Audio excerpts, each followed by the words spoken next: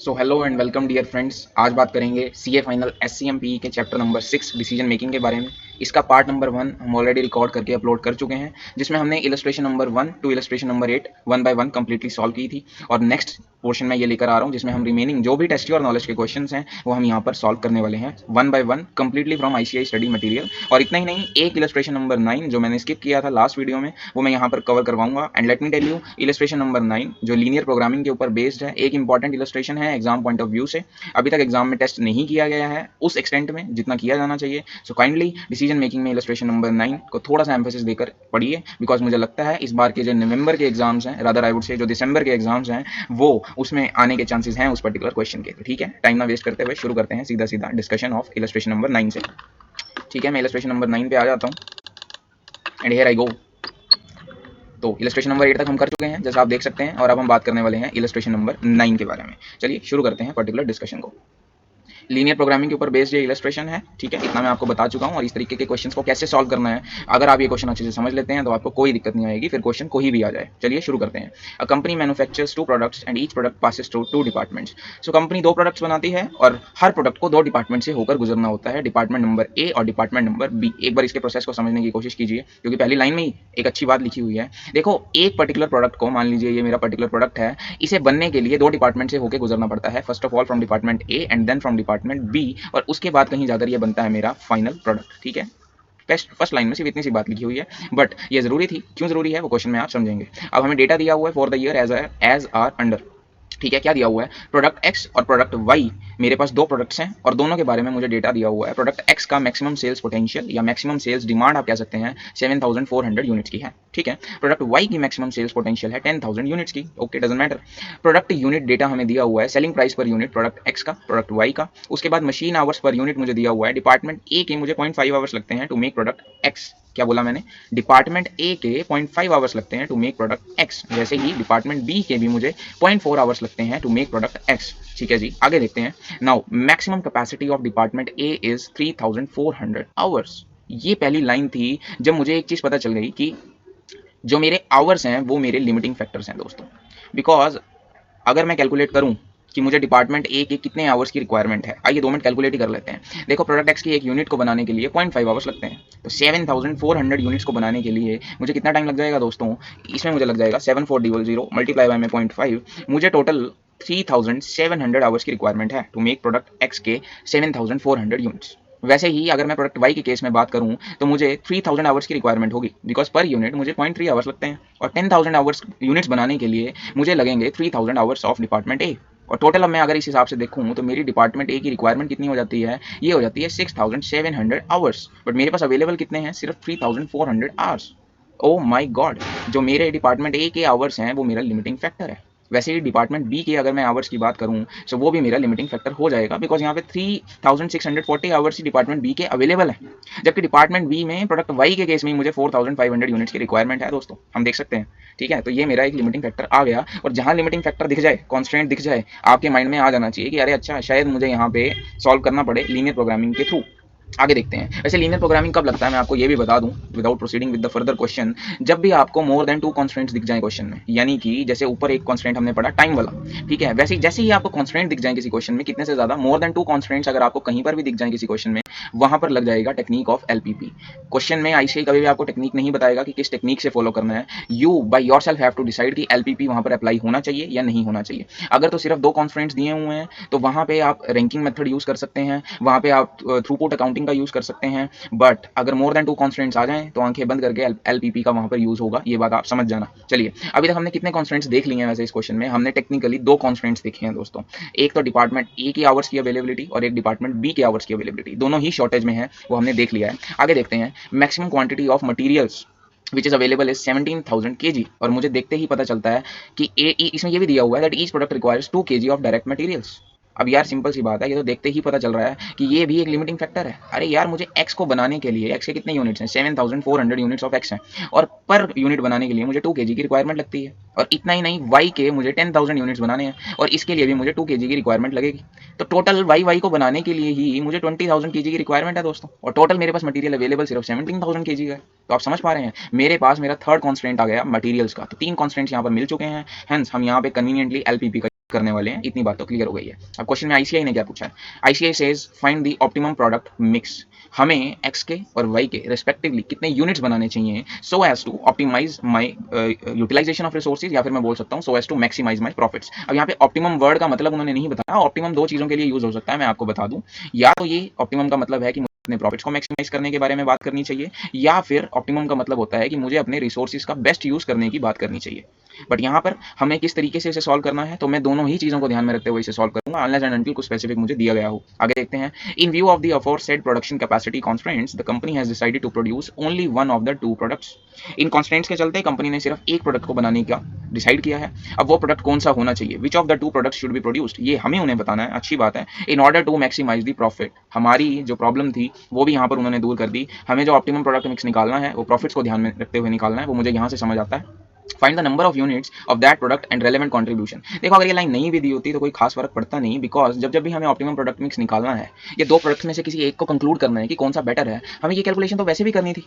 तो अगर आपको एग्जाम में सिर्फ इतना सा क्वेश्चन दे दिया जाए that which of the two products should be produced, तो वहाँ भी कोई दिक्कत नहीं है दोस्तों। आप सिंपली सीधे सीधे तरीके से आंसर निकाल सकते हैं, कोई परेशानी वाली बात नहीं है। चलिए इसका आंसर शुरू करते हैं। बट अब आंसर शुरू करने से पहले कुछ जनरल ज्ञान मैं आपको दे देना चाहता हूँ कि इस तरीके के क्वेश्चन को कैसे सॉल्व करना है, या मोर स्पेसिफिकली मैं बोलूँ कि आईसीआई कैसे सॉल्व करता है। बिकॉज प्लस 2 की मैथमेटिक्स में भी हम सॉल्व कर चुके हैं ये वाले को प्रॉब्लम्स, अगर आपने मैथ्स लिया था, बट वहाँ पे डिफरेंट सिनेरियो था थोड़ा सा। बट यहाँ आईसीआई कैसे सॉल्व करता है या एससीएमपी में हमें कैसे सॉल्व करना है, सिंपल सा प्रोसेस है। सबसे पहले आपको कोई भी क्वेश्चन आ जाए, आपको लिमिटिंग फैक्टर्स निकालने हैं। जैसे यहाँ पर हमने 3 लिमिटिंग फैक्टर्स निकाले, डिपार्टमेंट ए, डिपार्टमेंट बी और डायरेक्ट मटेरियल। तीनों के ही जो अवेलेबिलिटी ऑफ रिसोर्सेज है वो शॉर्टेज में है, तो 3 लिमिटिंग फैक्टर्स मुझे यहाँ पर मिले हैं। तो सबसे पहले हमें लिमिटिंग फैक्टर्स निकालना है। अगर वो मोर देन 2 है तो हमें कंफर्म हो जाएगा कि हमें एलपीपी वाली टेक्निक अप्लाई करनी है। वंस इट इज कंफर्म्ड तो आपको नेक्स्ट स्टेप करना होगा, आपको निकालना होगा contribution per unit of limiting factor. दोस्तों क्या बोला मैंने, सबसे पहले लिमिटिंग फैक्टर को निकालिए, फिर निकालिए contribution per unit of limiting factor, और बस इसको आप सॉल्व कर दीजिए। दोनों को सॉल्व करके आपको कंपेयर करना होगा कि कौन से लिमिटिंग फैक्टर्स के बेस पर कहां पर कंट्रीब्यूशन ज्यादा आ रहा है, किस प्रोडक्ट से आ रहा है, और वो प्रोडक्ट आपको बनाना होगा। मेरे कहने का मतलब, मान लीजिए contribution per unit of direct material अगर मुझे एक्स ज्यादा आ जाता है एज कम्पेयर टू वाई, तो मुझे कौन सा प्रोडक्ट बनाना होगा। अगर एक्स और वाई में से सिर्फ एक ही बनाना है तो मैं डेफिनेटली प्रोडक्ट एक्स को बनाऊंगा उस पर्टिकुलर केस में। ठीक है, तो क्वेश्चन को सॉल्व करना शुरू करते हैं। सबसे पहले हम लिमिटिंग फैक्टर्स का पता लगाएंगे, जो हम ऑलरेडी डिस्कशन करते करते निकाल चुके हैं। बट पता लगाना कैसे है एग्जाम में, या आंसर कैसे करना है, आइए वो देख लेते हैं आईसीआई ने कैसे किया। मैं अपने फॉर्मेट में करा सकता हूं, बट हम सब जानते हैं कि आईसीआई के फॉर्मेट्स कितने इंपॉर्टेंट होते हैं आंसर या फिर मार्क्स गेन करने के लिए एग्जाम में, तो हम उन्हीं का फॉर्मेट यूज करने जा रहे हैं। आइए देखते हैं। अगर मैं प्रोडक्ट एक्स की बात करूं तो मुझे कितना मटेरियल रिक्वायरमेंट है प्रोडक्ट एक्स को बनाने के लिए, तो बहुत सिंपल सी बात है। प्रोडक्ट एक्स के मुझे 7400 यूनिट्स बनाने हैं दोस्तों। ठीक है, और पर यूनिट मुझे 2 kg ऑफ मटेरियल की रिक्वायरमेंट है। ओहो क्या हो रहा है, मुझे 7400 यूनिट्स बनाने हैं और एक यूनिट को बनाने की 2 kg की रिक्वायरमेंट लगती है, तो टोटल मेरी रिक्वायरमेंट हो जाएगी 14800 kg। ठीक है, वो कैलकुलेशन यहाँ पे इन्होंने करके दिखाई हुई है। सो एक्स को बनाने के लिए मुझे 14800 kg की कंजम्पशन लगेगी रॉ मटेरियल की। और वैसे ही अगर मैं वाई के केस में बात करूँ तो मुझे 10,000 यूनिट्स बनानी है और 2 kg पर यूनिट मुझे कंज्यूम करना होगा, यानी टोटल मेरी कंजम्पशन हो जाएगी 20,000 kg की। तो टोटल रिक्वायरमेंट ऑफ मटेरियल कितनी है, वो है 34,800, बट अवेलेबिलिटी कितनी है, सिर्फ 17,000, यानी यहाँ पर हो गई शॉर्टेज। वैसे ही अगर मैं डिपार्टमेंट ए की आवर्स की बात करूँ, ये कैलकुलेशन मैं ऊपर कर चुका हूँ, एक्स को बनाने के लिए चाहिए 3700 आवर्स। कैसे आया ये भी देख लेते हैं, कोई दिक्कत वाली बात नहीं है। देखो मुझे बनाने हैं 7400 यूनिट्स, और एक यूनिट को बनाने के लिए डिपार्टमेंट ए में मुझे लगते हैं 0.5 आवर्स। तो टोटल आवर्स कितने लगेंगे, मुझे लगेंगे 3700 आवर्स, वो यहाँ पे निकाले हुए हैं। वैसे ही अगर मैं प्रोडक्ट वाई की बात करूँ तो मुझे 3000 आवर्स की रिक्वायरमेंट है। ये कैसे निकाला हुआ है दोस्तों, तो मुझे ये देखिए मैं कैलकुलेट करता हूँ, मुझे 10,000 यूनिट्स बनाने हैं और एक यूनिट को बनाने के लिए 0.3 आवर्स की रिक्वायरमेंट होती है, तो टोटल मुझे लग जाएंगे 3000 आवर्स। टोटल रिक्वायरमेंट हो गई 6700 आवर्स की, बट अवेलेबिलिटी कितनी है, वो है सिर्फ 3400 आवर्स की, तो ये भी हो गया मेरा शॉर्टेज। वैसे ही अगर डिपार्टमेंट बी की कैलकुलेशन देखी जाए तो वो भी आ जाएगा शॉर्टेज में, यानी मैंने प्रूव किया कि ये तीनों ही जो रिसोर्सेज हैं ये मेरे तीनों के तीनों लिमिटिंग फैक्टर्स हैं दोस्तों। ठीक है, तो फर्स्ट स्टेप क्या था इस तरीके के क्वेश्चन को सॉल्व करना, फाइंडिंग दी लिमिटिंग फैक्टर्स, और यहाँ पर हमने लिमिटिंग फैक्टर्स निकाल लिए हैं जो कि 3 हैं। उसके बाद मुझे नेक्स्ट क्या करना है, मुझे निकालना है contribution per unit of limiting factor. तो आइए निकालते हैं, क्या दिक्कत है। कंट्रीब्यूशन का फॉर्मूला हम सब जानते हैं, selling price minus direct material और डायरेक्ट लेबर, या फिर वेरिएबल एक्सपेंसेस बोल सकता हूँ मैं, और जो हमारे पास निकल के आता है वो आता है कंट्रीब्यूशन। तो कितना कितना कंट्रीब्यूशन प्रोडक्ट एक्स और वाई से मुझे मिल रहा है देख लेते हैं। देखो सेलिंग प्राइस दिया हुआ है प्रोडक्ट एक्स का 90 और वाई का 80, तो उसमें से मैं अपने डायरेक्ट मटेरियल और लेबर की कॉस्ट को माइनस करूंगा। सो डायरेक्ट मटेरियल कॉस्ट मेरी कितनी आ रही है, ये क्वेश्चन में दिया हुआ है कि हमें मटेरियल 2 kg मटेरियल लगता है एक प्रोडक्ट को बनाने के लिए, और 1 kg की कॉस्ट कितनी है, तो 5 पर kg की कॉस्ट एक मटेरियल की आती है, यानी टोटल कॉस्ट आ जाएगी 10 रुपीज़ की दोनों ही पर्टिकुलर केसेस में। वैसे ही डिपार्टमेंट ए में कितने आवर्स मुझे लगेंगे प्रोडक्ट एक्स को बनाने के लिए, तो डिपार्टमेंट ए में मुझे 0.5 आवर्स लगते हैं, ये डिस्कशन मैं ऑलरेडी कर चुका हूँ। ठीक है, और पर आवर मेरी कॉस्ट कितनी है ये मुझे याद नहीं है, मुझे क्वेश्चन में देखना होगा। हाँ, तो प्रोडक्ट एक्स को बनाने के लिए 0.5 आवर्स लगते हैं दोस्तों, यानी कि आधा घंटा लगता है, और 40 रुपीज़ पर आवर का रेट रखा हुआ है डिपार्टमेंट ए ने, यानी कि 1 घंटे के लिए 40 रुपीज़ चार्ज किए जाते हैं, तो आधे घंटे के लिए 20 रुपये चार्ज किए जाएंगे। समझ रहे हो? वैसे ही डिपार्टमेंट बी के केस में 60 रुपीज़ पर आवर लगते हैं, और मुझे कितने चाहिए? मुझे तो 0.4 आवर्स ही चाहिए। सो 60 मल्टीप्लाई बाय में 0.4, what I am trying to say 60 multiply by 0.4, it comes to 24 rupees. ठीक है जी, तो ये कैलकुलेशन बहुत ईजी है, कोई दिक्कत नहीं है। और ये देखिए यहाँ पे कैलकुलेशन की हुई है प्रोडक्ट एक्स के लिए 20 एंड 24 रुपीज़, जो मैंने आपको निकाल के दिखा दिया। वैसे ही प्रोडक्ट वाई के लिए भी ये रिस्पेक्टिव कैलकुलेशंस की जा सकती हैं। जस्ट प्रोडक्ट वाई को बनाने के लिए कितने आवर्स लगते हैं और किस रेट पर वो चार्ज किया जाएगा, मैं आपको प्रोडक्ट वाई के लिए सॉल्व करके दिखा सकता हूँ। मुझे प्रोडक्ट वाई को बनाने के लिए 0.3 आवर्स लगते हैं दोस्तों, और 40 रुपीज़ के हिसाब से चार्ज किया जा रहा है। सो 40 मल्टीप्लाई बाय में 0.3, my answer will come to 12 rupees. तो ठीक है, ज़्यादा डिस्कशन को एक्सटेंड ना करते हुए कॉन्ट्रीब्यूशन पर यूनिट आ जाएगा प्रोडक्ट एक्स के केस में 36 रुपीज़ और प्रोडक्ट वाई के केस में 31 रुपीज़। अब मुझे contribution per unit of limiting factor निकालना है, ठीक है, तो वो निकालते हैं। कॉन्ट्रीब्यूशन पर केजी ऑफ रॉ मटेरियल, देखो एक प्रोडक्ट को बनाने के लिए 2 kg मटेरियल लगता है, बट पर केजी अगर मुझे निकालना हो तो मैं कॉन्ट्रीब्यूशन को डिवाइड बाय 2 कर दूंगा। तो वैसे ही एक्स के केस में अगर मैं कॉन्ट्रीब्यूशन डिवाइडेड बाय में 2 kg करूँ तो मेरा आंसर आ जाएगा 18। वैसे ही अगर मैं यहाँ पे 31 डिवाइडेड बाय में 2 करूँ, मेरा आंसर आ जाएगा 15.5। सो क्योंकि प्रोडक्ट एक्स का कंट्रीब्यूशन ज़्यादा है, मुझे बनाना चाहिए प्रोडक्ट एक्स। ऐसा इस पर्टिकुलर डिस्कशन से मेरा कंक्लूजन निकल के आ जाता है दोस्तों। वैसे ही अब मैं अगले लिमिटिंग फैक्टर्स के हिसाब से पर यूनिट कंट्रीब्यूशन निकालूँ, तो सबसे पहले डिपार्टमेंट ए की बात करते हैं। Department A contribution per hour अगर मैं निकालना चाहूँ तो आंसर आ जाएगा 72। ये कैसे आया? देखो मुझे 36 रुपीज़ का कंट्रीब्यूशन पर यूनिट मिल रहा है, और एक यूनिट को बनाने के लिए मुझे 0.5 आवर्स लगते हैं। तो पर आवर बेसिस पे अगर मुझे कंट्रीब्यूशन निकालना हो तो 36 डिवाइड बाय में 0.5 आवर्स, और मेरा आंसर आ जाएगा 72 रुपीज़। वैसे ही अगर मैं ये वाली कैलकुलेशन आपको करके दिखाना चाहूँ, मेरा कंट्रीब्यूशन आ रहा है दोस्तों 31 रुपीज़ पर यूनिट का, और एक यूनिट को बनाने के लिए 0.3 आवर्स लगते हैं। तो पर आवर बेसिस में अगर मैं कैलकुलेशन करूँ, मेरा कंट्रीब्यूशन आ जाएगा 103.33। और अगर मैं इस डिस्कशन को कंक्लूड करूँ तो मुझे कौन सा प्रोडक्ट बनाना चाहिए? ऑब्वियसली मुझे प्रोडक्ट वाई को बनाना चाहिए, बिकॉज वाई मुझे ज़्यादा कंट्रीब्यूशन दे रहा है पर आवर बेसिस पे। और वैसे ही अगर मैं डिपार्टमेंट बी के लिए भी कैलकुलेशन करूँ तो ये रिस्पेक्टिवली आंसर्स आ जाएंगे, और मेरी कंक्लूजन क्या होगी कि मुझे प्रोडक्ट एक्स को बनाना चाहिए। अब ये तो बहुत ही ज़्यादा प्रॉब्लमेटिक सिचुएशन अराइज हो गई दोस्तों। Y problematic? बिकॉज अगर मैं मटेरियल के बेस पे आंसर लेने चाहूँ तो मुझे तो लगता है कि मुझे प्रोडक्ट एक्स बना देना चाहिए, बट अगर मैं डिपार्टमेंट ए के अकॉर्डिंग डिसीजन लूँ तो मुझे लगता है प्रोडक्ट वाई बनाना चाहिए, और अगेन डिपार्टमेंट बी के अकॉर्डिंग डिसीजन लूँ तो मुझे लगता है प्रोडक्ट एक्स बनाना चाहिए। तो एक काम करते हैं कि हम मेजॉरिटी के बेस पर डिसीजन ले लेते हैं, यानी दो केस में प्रोडक्ट एक्स आ रहा है तो मुझे एक्स बना देना चाहिए। क्या हम ऐसा करेंगे? एग्जाम आंसर में हम ऐसा लिखेंगे? नहीं, ये गलत होगा। हमें यहाँ पर अब यूज़ करना होगा लीनियर प्रोग्रामिंग का दोस्तों। जब भी ऐसी सिचुएशन अराइज हो जाती है, अब जाके कंक्लूड हुआ है, जब भी ऐसी सिचुएशन अराइज हो जाती है जहाँ पे first of all more than 2 constants हैं और इक्वेशंस बनाने पर एक आंसर नहीं आ रहा, इस पर्टिकुलर केस जैसा जहाँ पे दोनों ही प्रोडक्ट्स बनाने के फेवर में बात हो सकती है, वहाँ पर हमें फाइनल कंक्लूजन निकालने के लिए यूज़ करना चाहिए कॉस्टिंग टेक्निक, जिसे बोलते हैं लीनियर प्रोग्रामिंग। ये हम +2 में पढ़ चुके हैं, और अब हम ये कैसे करते हैं मैं वो आपको थोड़ा सा बता देता हूँ, जिनका मैथमेटिकल बैकग्राउंड नहीं है उन्हें समझने में, ताकि कोई दिक्कत ना आए आगे के लिए। देखो अभी तक आप ये तो समझ गए हो कि जब भी एक से ज़्यादा कॉन्स्टेंट हमारे सामने नजर आने लगे, ठीक है, और एक कंक्लूजन भी ना निकल पा रहा हो, यानी कि जैसे इस क्वेश्चन में था एक कंक्लूजन नहीं आ पा रहा है 3-3 रैंकिंग निकालने के बाद, तो वहाँ पर हमें यूज़ करना होता है लीनियर प्रोग्रामिंग का। लीनियर प्रोग्रामिंग प्रॉब्लम्स हम इसे +2 में बोला करते थे। अब इन्हें सॉल्व कैसे करना होता है आप ये समझिए। देखिए आप सबसे पहले तो लिमिटिंग फैक्टर्स को उठा लीजिए, जो हमारे केस में 3 लिमिटिंग फैक्टर्स हैं दोस्तों। कौन कौन से? एक है मटीरियल, ठीक है, और कौन सा है? एक है डिपार्टमेंट ए के जो आवर्स हैं, और वैसे ही दूसरा है डिपार्टमेंट बी के जो आवर्स हैं, ठीक है जी। इन तीनों की ही एक एक इक्वेशन फॉर्म कर लीजिए। लिमिटिंग फैक्टर कैसे सॉल्व करते हैं मैं आपको वो बता रहा हूँ। इन तीनों की ही एक एक इक्वेशन हमें सॉल्व करनी होगी। जैसे मटेरियल के केस में मैं बात करूँ, मुझे 2 kg ऑफ मटेरियल लगता है एक यूनिट को बनाने के लिए। कौन कौन से प्रोडक्ट है मेरे पास? प्रोडक्ट एक्स और प्रोडक्ट वाई है। अब मटेरियल की मैं बात करने जा रहा हूँ आपसे, ध्यान से सुनते रहना, इंपॉर्टेंट डिस्कशन है। मटेरियल के लिए मुझे एक्स को बनाने के लिए 2 kg मटेरियल लगता है, वैसे ही वाई को बनाने के लिए भी मुझे 2 kg ऑफ मटेरियल लगता है।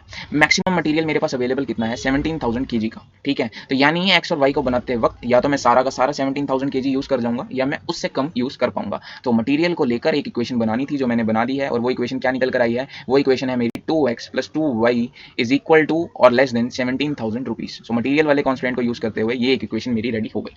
वैसे ही बाकी लिमिटिंग मटेरियल फैक्टर्स को यूज़ करते हुए मुझे एक एक इक्वेशन बनानी है, यानी कि अगर डिपार्टमेंट ए और डिपार्टमेंट बी के लिए भी मुझे इक्वेशन बनानी हो तो वो कैसे बन जाएंगी? आइए देखते हैं, आई से ही गई आंसर, क्यों डबल डबल टाइम वेस्ट करें।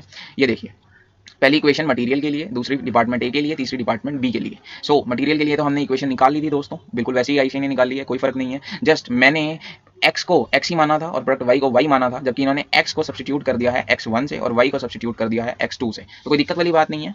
x1 represents the number of units of product x that we should make to maximize our profit, and x2 represents the number of units of product y that we should make to maximize our profits. कोई दिक्कत नहीं है, material की equation हमने बना ली है। वैसे ही अगर मैं डिपार्टमेंट ए के आवर्स के बेस पे एक इक्वेशन बनाना चाहूँ तो x1 को बनाने के लिए 0.5 आवर्स लगते हैं, x2 को बनाने के लिए 0.3 आवर्स लगते हैं, और टोटल अवेलेबल आवर्स मेरे पास 3,400 आवर्स ही हैं। सो ये मेरी एक नेक्स्ट इक्वेशन बन जाती है। वैसे ही डिपार्टमेंट बी के लिए मेरी ये इक्वेशन बन जाएगी। अब ये दोनों क्या है, ये maximum sales demand of product x1 and x2 है जो हमें दी हुई थी। और ये एक लिमिटिंग फैक्टर क्यों है, बिकॉज ऑब्वियसली मेरी कैपेसिटी मान लीजिए 10,000 यूनिट्स ऑफ x1 बनाने की है, बट डिमांड सिर्फ 7,400 यूनिट्स की ही है। तो मैं कितनी प्रोडक्शन करूंगा, मैं 7,400 यूनिट्स ही बनाऊंगा ना नेचुरली, जितनी मेरी डिमांड है उतना ही तो प्रोडक्ट बनाऊंगा। तो इसको इनको बोलते हैं डिमांड कॉन्स्ट्रेंट्स, और ग्राफिकल प्रॉब्लम्स को सॉल्व करने के लिए इनकी रिक्वायरमेंट होती है। अब हमें क्या करना है, देखो लीनियर प्रोग्रामिंग को प्रॉब्लम्स को सॉल्व करने के लिए सबसे पहले तो इक्वेशंस बनानी थी, जो मैंने यहाँ पे डिस्कशन आपके साथ की। सो आपने अब इक्वेशंस तो बना ली हैं, अब आपको कुछ नहीं करना है, आपको इन इक्वेशंस को सॉल्व करना है। सॉल्व करने के दोस्तों दो तरीके होते हैं, क्या क्या, देखो या तो आप इन्हें with the help of equations itself solve कर लीजिए, या फिर आप इनके ग्राफ प्लॉटिंग कर लीजिए, यानी पॉइंट्स की ग्राफ प्लॉटिंग कर लीजिए। आईसीआई ने दोनों ही काम यहाँ पे करके दिए हुए हैं, उन्होंने ग्राफ भी बना कर दिया हुआ है और नीचे सॉल्व भी करके दिया हुआ है। मैं क्या बोलता हूँ, एग्जाम में ग्राफ बनाने में बहुत ज़्यादा समय मत लगाना, ठीक है। एग्जाम की आंसर शीट के लास्ट में ग्राफ पेपर दिया होता है, आई एग्री, बट अगर ये क्वेश्चन आता है पहले इक्वेशन से अपना आंसर निकाल लेना और उसके बाद टाइम बचे तो ग्राफ बना देना, वरना नहीं भी बनाओगे 2 मार्क्स की डिडक्शन होगी, इससे ज़्यादा नहीं हो सकती। वो भी स्पेसिफिकली एग्जाम में दिया हो तो करना, वरना कोई ज़रूरत नहीं है यार, इनको आप वैसे ही सॉल्व कर सकते हो इक्वेशंस को। आई होप इन इक्वेशंस को कैसे सॉल्व करते हैं आपको पता है, जिन्हें नहीं पता वो सुन लीजिए। देखिए एक बार आप x1 को 0 पुट कीजिए और वैल्यू निकाल लीजिए x2 की, समझ रहे हो, और उसके बाद आप एक बार x2 को 0 पुट कीजिए और वैल्यू निकाल लीजिए x1 की। x1 और x2 की दोनों की आपके पास वैल्यूज आ जाएंगी इजीली। फिर उसके बाद आप ये दो इक्वेशंस को इंटरक्रॉस कीजिए। इंटरक्रॉस मतलब एक इक्वेशन से x1 की वैल्यू निकालिए और दूसरी इक्वेशन में उस x1 की वैल्यू को पुट कीजिए और सॉल्व कीजिए। इस तरीके से जब आप इक्वेशंस को सॉल्व कर लेंगे तो कुछ पॉइंट्स जो हैं वो आपके सामने निकल कर आ जाएंगे। एक इक्वेशन में सॉल्व करके दिखा देता हूँ जिनको नहीं समझ आया। देखो जैसे कि इक्वेशन दी हुई है 0.5x1 plus 0.3x2 is equal to 3400। अगर यहाँ से मुझे x1 की वैल्यू निकालनी हो तो वो क्या आ जाएगी, वो आ जाएगी 3400 माइनस 0.3x2 डिवाइड बाय में 0.5। ठीक है जी, x1 की मेरी ये वैल्यू यहाँ से मैं निकाल सकता हूँ। मैंने इक्वेशन नंबर 1 से ये वैल्यू निकाल ली है। अब इक्वेशन 2 में मैं इस वैल्यू को पुट कर दूंगा और सॉल्व करूंगा। तो इक्वेशन 2 क्या है, 0.4x1 plus 0.45x2 is equal to 3640 hours. ठीक है, और x1 की वैल्यू ऑलरेडी मैंने ये निकाली हुई है। सो अगर मैं x1 की जगह पे ये वैल्यू पुट कर दूं तो मेरी पूरी इक्वेशन आ जाएगी इन टर्म्स ऑफ x2, और x2 के लिए जब मैं सॉल्व करूंगा तो मेरा फाइनल आंसर रेडी हो जाएगा। आइए एक सॉल्व कर ही लेते हैं, चलिए आ जाइए। 0.4 मल्टीप्लाई बाय में x1 वो दिया हुआ है 3400 माइनस 0.3x2 डिवाइड बाय में 0.5 plus 0.45x2 is equal to दिया हुआ है 3640। ठीक है, अब इसे सॉल्व कर लेते हैं एक बार। 3400 मल्टीप्लाई बाय में 0.4 डिवाइड बाय में 0.5, ये आ जाता है मेरा, मैं इस इक्वेशन को यहाँ पे सॉल्व कर रहा हूँ दोस्तों, ये आ जाता है मेरा 2720 आवर्स माइनस 0.4 मल्टीप्लाई बाय में 0.3 डिवाइड बाय में 0.5, ये आ जाता है 0.24 x2। ठीक है जी, plus 0.45 x2 further solving is equal to आ जाता है 3640। अब मैं x2 के लिए यहाँ पे इजीली सॉल्व कर सकता हूँ। ये कैसे आ जाएगा, ये देखिए 3640 minus 2720 is equal to 0.21 x2। मैं इन दोनों को अगर सॉल्व करूँ मेरा आ जाता है 0.21 x2, और x2 की वैल्यू मैं यहाँ से निकाल सकता हूँ 3640 माइनस 2720 डिवाइड बाय में 0.21 4381। ओके, x2 की वैल्यू आ जाती है मेरी 4381, और वैसे ही अगर मैं x2 को पुट कर दूं इस पर्टिकुलर इक्वेशन में मेरी x1 की वैल्यू आ जाएगी। चलिए देखते हैं आईसीआई ने क्या किया हुआ है, क्या आईसीआई ने कोई ये वाला आंसर निकाला है 4381। हाँ देखिए, ठीक है ना, आईसीआई ने भी 4381 निकाला है, और जब मैं इस इक्वेशन में पुट करूंगा तो x1 की वैल्यू ये निकल कर आ जाएगी। ठीक है, तो हमने इस तरीके से प्लॉटिंग करनी है, इक्वेशंस को सॉल्व करना है, और कुछ पॉइंट्स हमारे पास x1 और x2 के रिस्पेक्टिवली निकल कर आ जाएंगे। अब कौन से यूनिट्स को हमें बनाना चाहिए या कौन से कॉम्बिनेशन को हमें यूज करना चाहिए जब मेरे पास ये 5-6 इक्वेशंस निकल कर आ जाएंगी, तो यहाँ पर अब हम यूज करेंगे टोटल कॉन्ट्रीब्यूशन को। जिस भी कॉम्बिनेशन को ऑप्ट करते वक्त मैक्सिमम कॉन्ट्रीब्यूशन आएगा मैं उसी को प्रोड्यूस करने की कोशिश करूंगा, और वही कहलाएगा मेरा ऑप्टिमम प्रोडक्ट मिक्स। क्या करेंगे हम निकालेंगे टोटल कॉन्ट्रीब्यूशन इस पर्टिकुलर कॉम्बिनेशन से कितना आता है। देखो x1 बनाने से मुझे 36 रुपीज़ पर यूनिट का कंट्रीब्यूशन आ रहा था, और x2 को बनाने से 31 रुपीज़ पर यूनिट का कंट्रीब्यूशन आ रहा था। अगर मैं टोटल कंट्रीब्यूशन देखूं 36 मल्टीप्लाई बाय में 6800 प्लस 31 मल्टीप्लाई बाय में 0 units of x2, total contribution आ जाएगा 2,44,800 रुपीज़ का। वैसे ही बाकी सब केसेस में अगर मैं कंट्रीब्यूशन निकालूं सबसे ज़्यादा कंट्रीब्यूशन आता है मेरा कॉम्बिनेशन के ऊपर, यानी कि 2,85,967 का। But this is the beauty of this particular question. क्यों ये क्वेश्चन मुझे बार बार इंपॉर्टेंट लगता है, बिकॉज यहाँ पर additional advance level of knowledge दी हुई है आपको। क्या देखो, यहाँ पर बेशक से मैथमेटिकली मेरा मैक्सिमम आंसर आ रहा होगा, बट अगर मैं यहाँ पर देखूँ 4171 यूनिट्स मुझे x1 के बनाने हैं और 4381 यूनिट्स मुझे y के बनाने हैं। देखिए x के बनाने हैं 4171 यूनिट्स, y के बनाने हैं 4381 यूनिट्स। अगर मैं ये टोटल कैलकुलेशन करूँ तो ये मेरा आ जाएगा, कैलकुलेटर की गंदी आदत हो चुकी है तो अब कैलकुलेशन करना तो दिक्कत हो गया है। 4171 प्लस 4381 ये आ गया 8552 मल्टीप्लाई बाय में एक यूनिट को बनाने के लिए लगते हैं, ये देखिए 8552, और एक यूनिट को बनाने के के लिए मुझे लगता है 2 kg, सो मल्टीप्लाई बाय में 2, टोटल रिक्वायरमेंट आ जाती है 17,104 kgs की। मेरे पास मैक्सिमम अवेलेबल तो सिर्फ 17,000 kgs है ना, तो मैथमेटिकली चाहे मेरी कंट्रीब्यूशन यहाँ पर जीरो है, सॉरी सबसे ज़्यादा है, बट ये कॉम्बिनेशन बनाने के लिए जितना मटेरियल चाहिए वो मटेरियल मेरे पास नहीं है। हेंस यहाँ पर मैंने इसको रैंकिंग दे दी है नील। और अब मैं जाऊंगा नेक्स्ट बेस्ट ऑल्टरनेटिव पे, जो मेरे इस केस में आ रहा है यहाँ पर सबसे ज़्यादा कंट्रीब्यूशन मुझे यहाँ पर आती है, और यहाँ पर मुझे 4250 और 4250, अगर मैं इन दोनों को टोटल करूँ तो ये बन जाता है 8500 और मल्टीप्लाई बाय में 2, तो 17,000 kg ऑफ मटीरियल मुझे इस पर्टिकुलर लेवल पर रिक्वायर्ड होगा जो मेरे पास अवेलेबल है। यानी कि मेरा ऑप्टिमम प्रोडक्ट मिक्स क्या हो जाएगा, एक्स के 4250 यूनिट्स और वाई के भी 4250 units would be my optimum product mix. Hence part 1 is solved. But question यहाँ खत्म नहीं होता है, हमें statement showing product with higher contribution भी बनानी है। ये क्वेश्चन में हमसे पूछा गया है, तो बिल्कुल हम बना देंगे। आइए देखते हैं। एक चीज आप ध्यान रखना, क्वेश्चन में 2 रिक्वायरमेंट थी। क्या क्या? एक तो हमें निकालना था optimum product mix. Optimum product mix का मतलब क्या होता है दोस्तों, कि हमें एक्स और वाई की कंबाइंड कितनी यूनिट्स बनानी चाहिए, जिसका आंसर हमने निकाल लिया है। और सेकंड पार्ट में हमसे पूछा गया था कि अगर हमें सिर्फ एक प्रोडक्ट बनाना हो out of X and Y, तो हमें कौन सा बनाना चाहिए। ये डिसाइड करने के लिए हम निकाल रहे हैं statement showing product with higher contribution. जिस भी प्रोडक्ट का कंट्रीब्यूशन ज्यादा होगा उसे बनाएंगे, नीडलेस टू से। तो आइए देख लेते हैं कैसे सॉल्व करेंगे। हमें एक्स और वाई में से एक को चूज करना है। देखो मैं तीनों ही कॉन्स्ट्रेंट्स को लूंगा, यानी कि मेरा मटीरियल, मेरा डिपार्टमेंट ए और डिपार्टमेंट बी, और तीनों कॉन्स्ट्रेंट्स के बेसिस पर डिसीजन लेने की कोशिश करेंगे। आइए देखते हैं। सबसे पहले मटेरियल की बात करते हैं। देखो एक्स को बनाने के लिए मुझे 8500 kg ऑफ मटेरियल लगेगा, या फिर मैं इसको दूसरे तरीके से बोलता हूँ, मेरे पास 17,000 kg ऑफ मटेरियल अवेलेबल है। समझना, मैं दूसरे तरीके से बोलता हूँ, मेरे पास 17,000 kg ऑफ मटेरियल अवेलेबल है।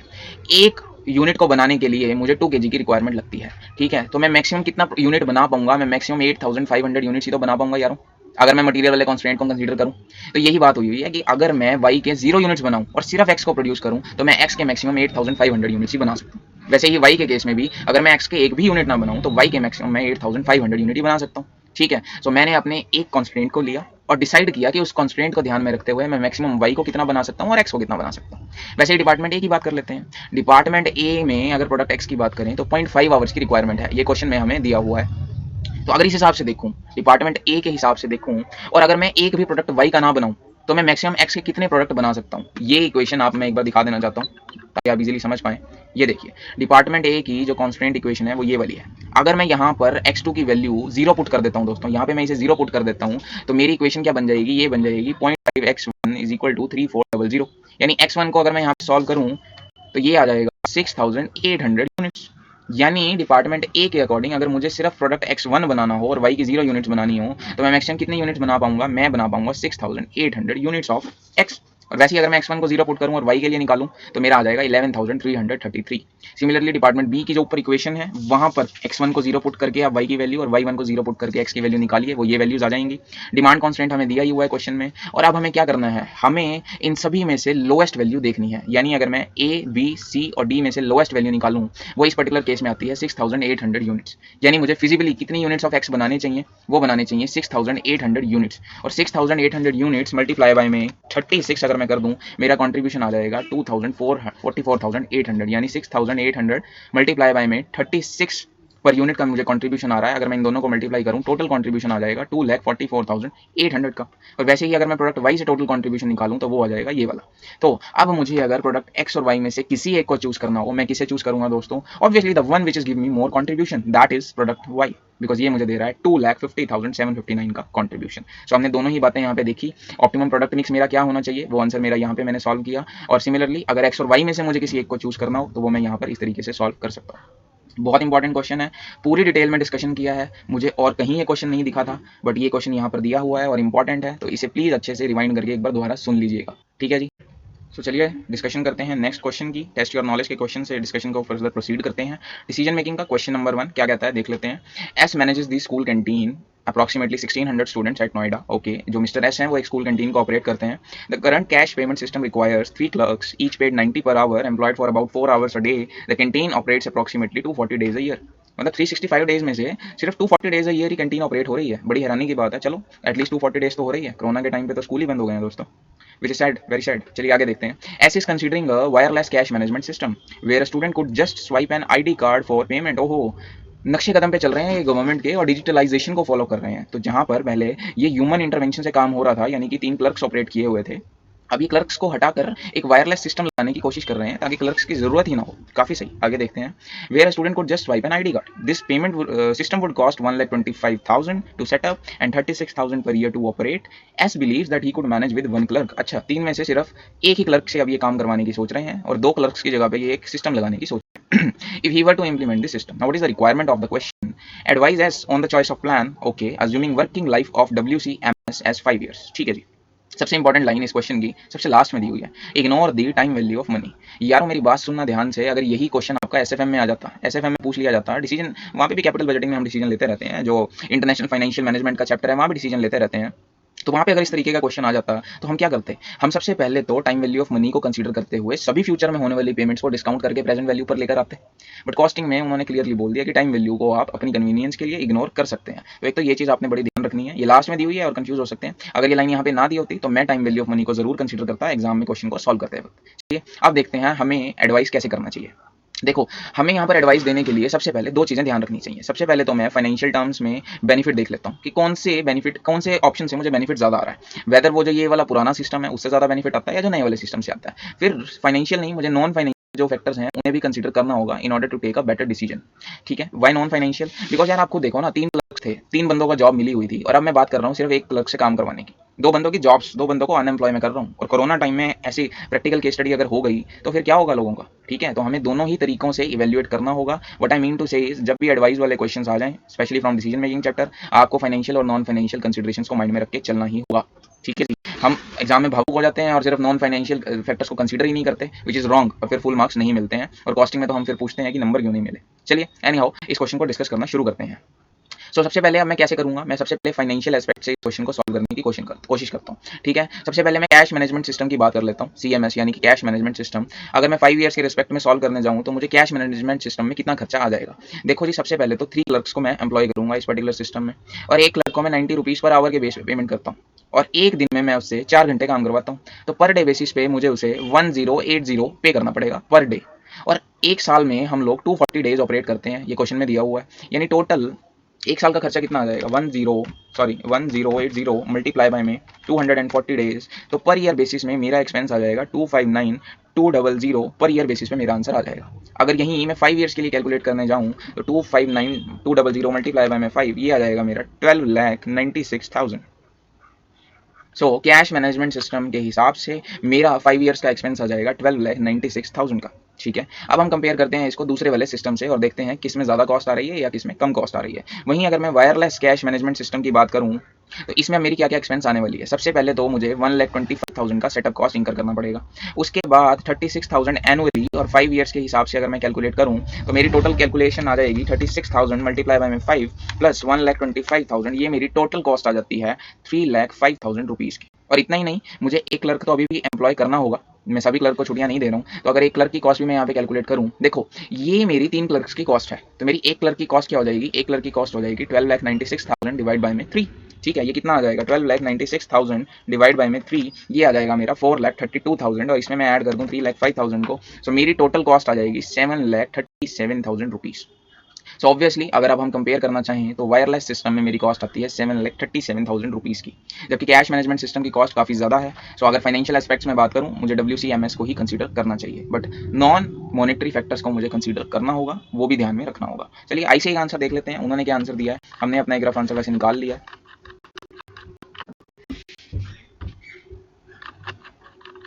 काफ़ी सारे क्वेश्चन दिए हुए हैं इस पर्टिकुलर चैप्टर में जो हम इसी वीडियो में अभी डिस्कशन करने वाले हैं, पर फर्स्ट का आंसर हम एक बार देख लेते हैं। ठीक है जी, यहाँ पर इन्होंने क्या दिया हुआ है, सबसे हम yes there is a cost saving of 5,59,000 rupees, ये इन्होंने निकाला है। Late me tell you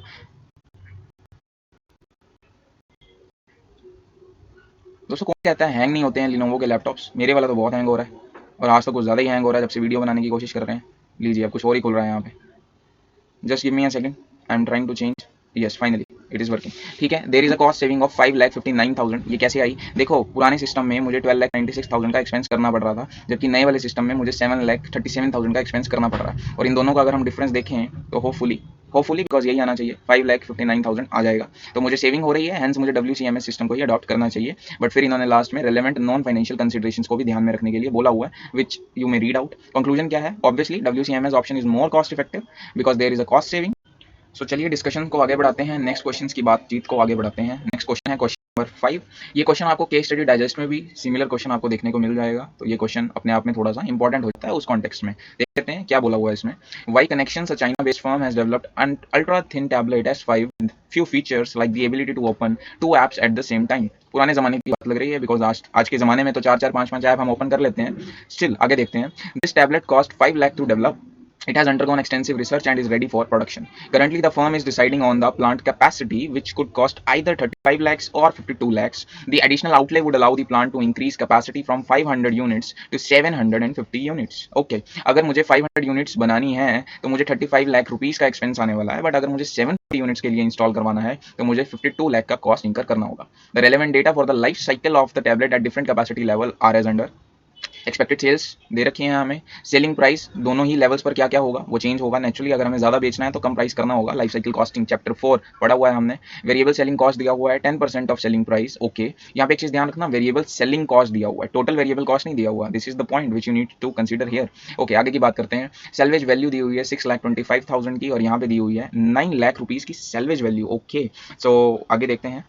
profit volume ratio हमें 40% की दे रखी है। प्रॉफिट वॉल्यूम रेशियो यहाँ पे क्यों दी होगी दोस्तों? बिकॉज पीवी रेशियो की मदद से हम निकाल सकते हैं अपना कंट्रीब्यूशन। आप जानते ही होंगे, ये फॉर्मूला आपको पता होगा, सेल्स मल्टीप्लाई बाय में पीवी रेशियो एंड इंट्रा। अगर मैं ऐसा निकालता हूँ तो मुझे कंट्रीब्यूशन कंप्यूट करने में कोई परेशानी नहीं होगी। So what is the requirement of this particular question? Advice why connections regarding the optimal plant capacity to install. So ठीक है, मुझे 500 यूनिट्स बनानी चाहिए या 750 यूनिट्स की कैपेसिटी को इंस्टॉल करना चाहिए। This is something which I need to advise about. And the tablets life cycle is 2 years. 2 साल का लाइफ साइकिल है उसका, ज़्यादा समय नहीं है, बट स्टिल उन्होंने एक इंपॉर्टेंट पॉइंट दे दिया है that ignore the time value of money. So costing के सभी क्वेश्चन में एक चीज़ तो हम समझ ही गए हैं कि टाइम वैल्यू ऑफ मनी तो ये लोग कंसिडर करते ही नहीं है जनरली। तो इस क्वेश्चन को एडवाइस करने के लिए हमें क्या करना होगा? सिंपल सी बात है, I will try to calculate the profit. दोस्तों, मैं एक बार 5 यूनिट्स के लेवल पे प्रॉफिट निकालूंगा, एक बार 750 यूनिट्स के लेवल पे प्रॉफिट निकालूंगा, और जहां पर भी मेरा प्रॉफिट ज्यादा होगा वो पे मैं कंट्रीब्यूशन या फिर मैं बोलूं कि इंस्टॉलेशन करवानी शुरू कर दूंगा। सिंपल है। चलिए शुरू करते हैं, ज्यादा समय ना वेस्ट करते हुए इस क्वेश्चन की डिस्कशन को। तो सीधा हम इसका एग्जांपल ही दे सकते हैं, कोई ऐसी बात नहीं है। हमारा पर्पस क्या है दोस्तों? हमें सिर्फ टोटल प्रॉफिट निकालना इन दोनों पर्टिकुलर लेवल्स पर। क्वेश्चन हमने पढ़ ही लिया है, तो आइए इसका आंसर फटाफट आईसीआई के तरीके से देख लेते हैं कि आईसीआई ने इसका आंसर कैसे किया हुआ है।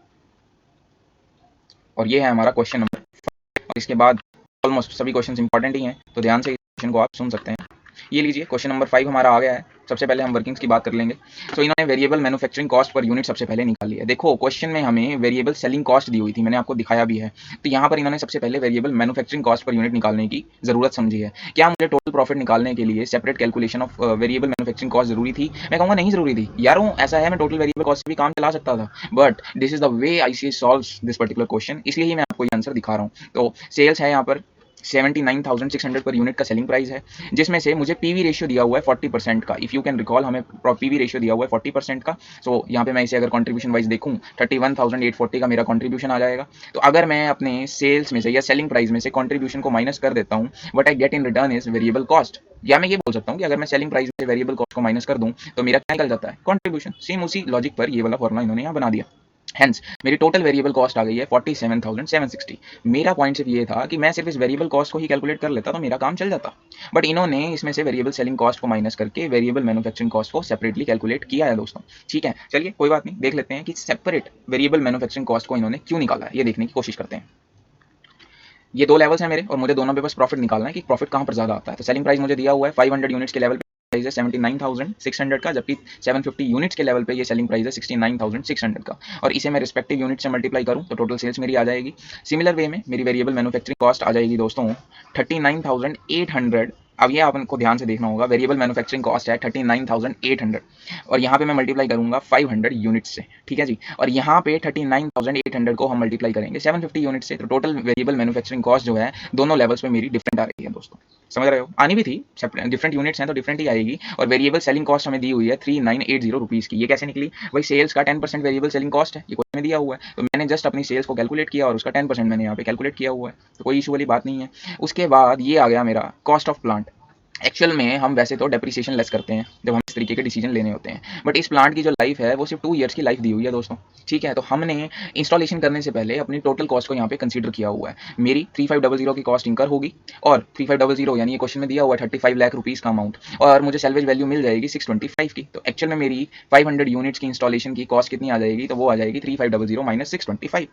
वैसे ही 750 यूनिट्स के लेवल पे मेरी कॉस्ट आ जाएगी 5200 माइनस 900। तो ठीक है, 500 यूनिट्स के लेवल पर मेरा प्रॉफिट आ जाएगा 13045 का, जबकि 750 यूनिट्स के लेवल पे प्रॉफिट आ जाएगा 12830 का। एंड नीडलेस टू से कि 500 यूनिट्स पर जो प्रोडक्शन कैपेसिटी है वो ज़्यादा ऑप्टिमल रहेगी और हमें उसके लिए जाना चाहिए। यही हमने एडवाइस में दिया भी हुआ है, आप एक बार आंसर देख सकते हैं। That high price and low volume that is 500 unit level is most appropriate if we talk on financial considerations. But next part पढ़िए, अगर हम नॉन फाइनेंशियल कंसिडरेशंस को देखें तो उनका कहना है कि हमें 750 यूनिट्स की कैपेसिटी को इंस्टॉल करवाना चाहिए, because it will help us in establishing a long term brand image and gaining a significant market share. So ये दोनों तरीकों से इन्होंने आंसर दिया है। सो जब भी हम एक बात सीख सकते हैं, जब भी एडवाइस जैसी बात आ जाए, एज अ चार्टर्ड अकाउंटेंट आपको अपने क्लाइंट्स को भी एडवाइस करना है कल को, तो आप एक डिप्लोमेटिक आंसर देने की कोशिश कीजिए। उन लोगों को बांधिए मत, उनके माइंड को नैरो मत कीजिए, उन्हें एक ब्रॉड माइंड, ओपन माइंड के साथ अपना कंसल्टेंसी दीजिए और वो आपको ज़्यादा हेल्प करेगा, ऐसा आईसीआई का मानना है अपने इस आंसर के थ्रू। चलिए, ये क्वेश्चन यहाँ पे डिस्कशन होता है, कुछ नहीं था, सिर्फ हमें प्रॉफिट निकालना है दोनों यूनिट लेवल्स पर, और जहाँ प्रॉफिट ज़्यादा होगा वो वाला हम इंस्टॉल करवा लेना है। So nothing must discuss. Next question की डिस्कशन करते हैं। नेक्स्ट क्वेश्चन है क्वेश्चन नंबर, तो देख लेते हैं, आ जाइए। क्वेश्चन 5 हम डिस्कस कर चुके हैं, it's time to discuss question 6।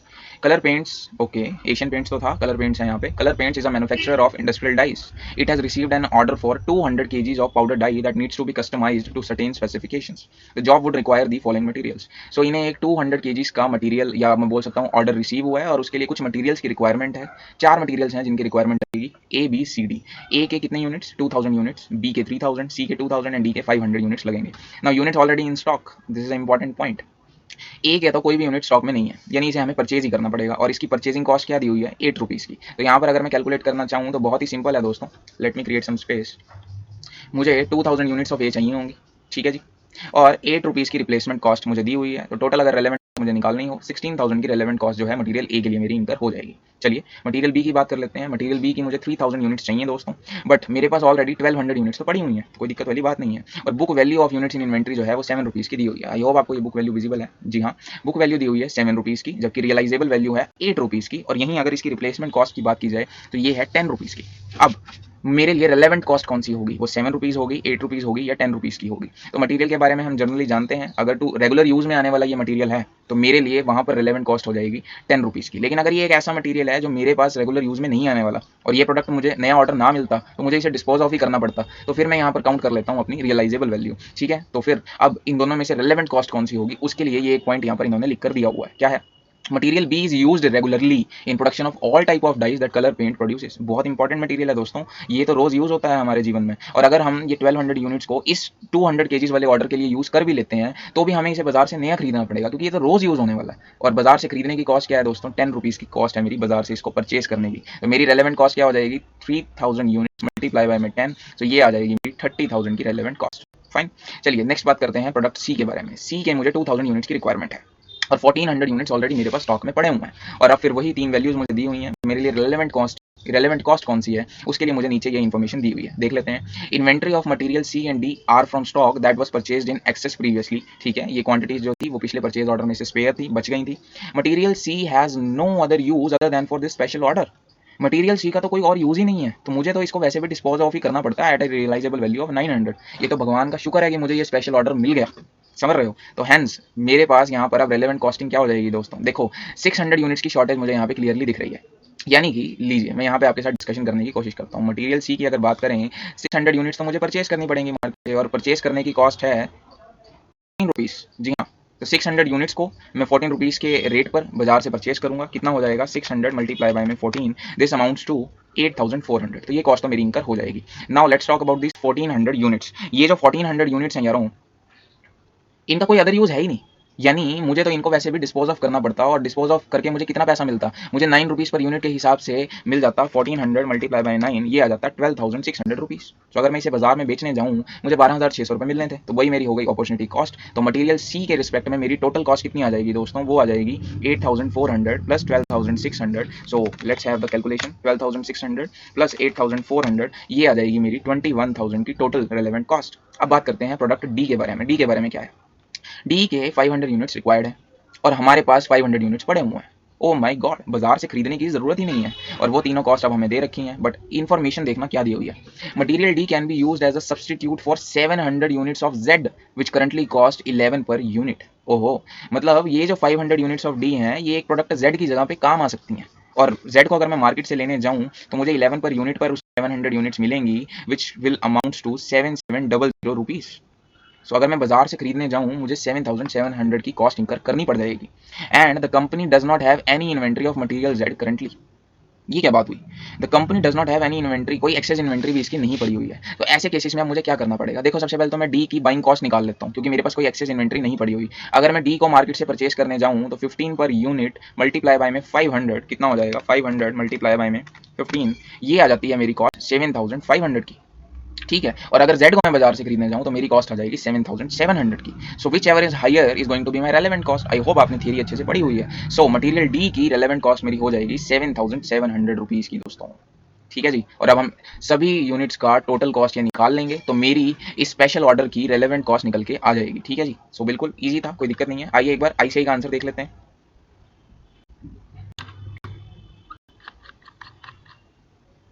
जी हाँ, मटेरियल ए के केस में हमारी रेलेवेंट कॉस्ट हो गई है 8 रुपीज़ पर यूनिट की, यही हमने निकाली थी। And total cost will amount to 16,000, यही हमने निकाला था। मटेरियल बी के केस में relevant cost will be the replacement cost of 10 per unit and hence total amounts to 30,000 rupees, यही हम लोगों ने भी कैलकुलेट की थी। मटेरियल सी की बात करें तो बिल्कुल ये देखिए 21,000 इन्होंने कैलकुलेट किया हुआ है, same is being calculated by us. और अगर मटेरियल डी की बात करें तो मटेरियल डी का इन्होंने बोला है कि 500 यूनिट्स हमारे पास स्टॉक में है। अगर ये स्पेशल ऑर्डर ना होता तो हम एक्सेस मटेरियल को बेच सकते थे 12 पर यूनिट पे, या फिर इसे as a substitute of G use कर सकते थे।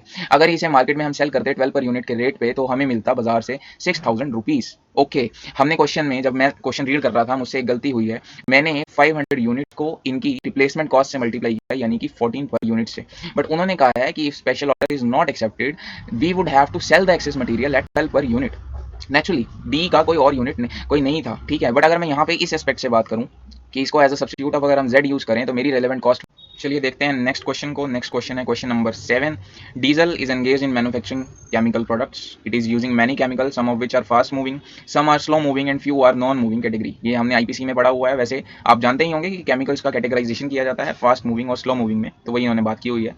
The firm has a stock of 10 units of one non moving toxic chemical. Toxic chemicals को हमें डिस्पोज ऑफ करना होता है और ऐसी 10 यूनिट्स जो हैं वो फर्म के पास फिलहाल पड़ी हुई हैं, जिसकी बुक वैल्यू 2400 रुपीज़ है, रियलाइजेबल वैल्यू 3500 रुपीज़ है और रिप्लेसमेंट कॉस्ट 4200 रुपीज़ है। ओके, इन तीनों में से एक ही रेलेवेंट कॉस्ट होगी, वो हमें आगे क्वेश्चन के हिसाब से देखेंगे।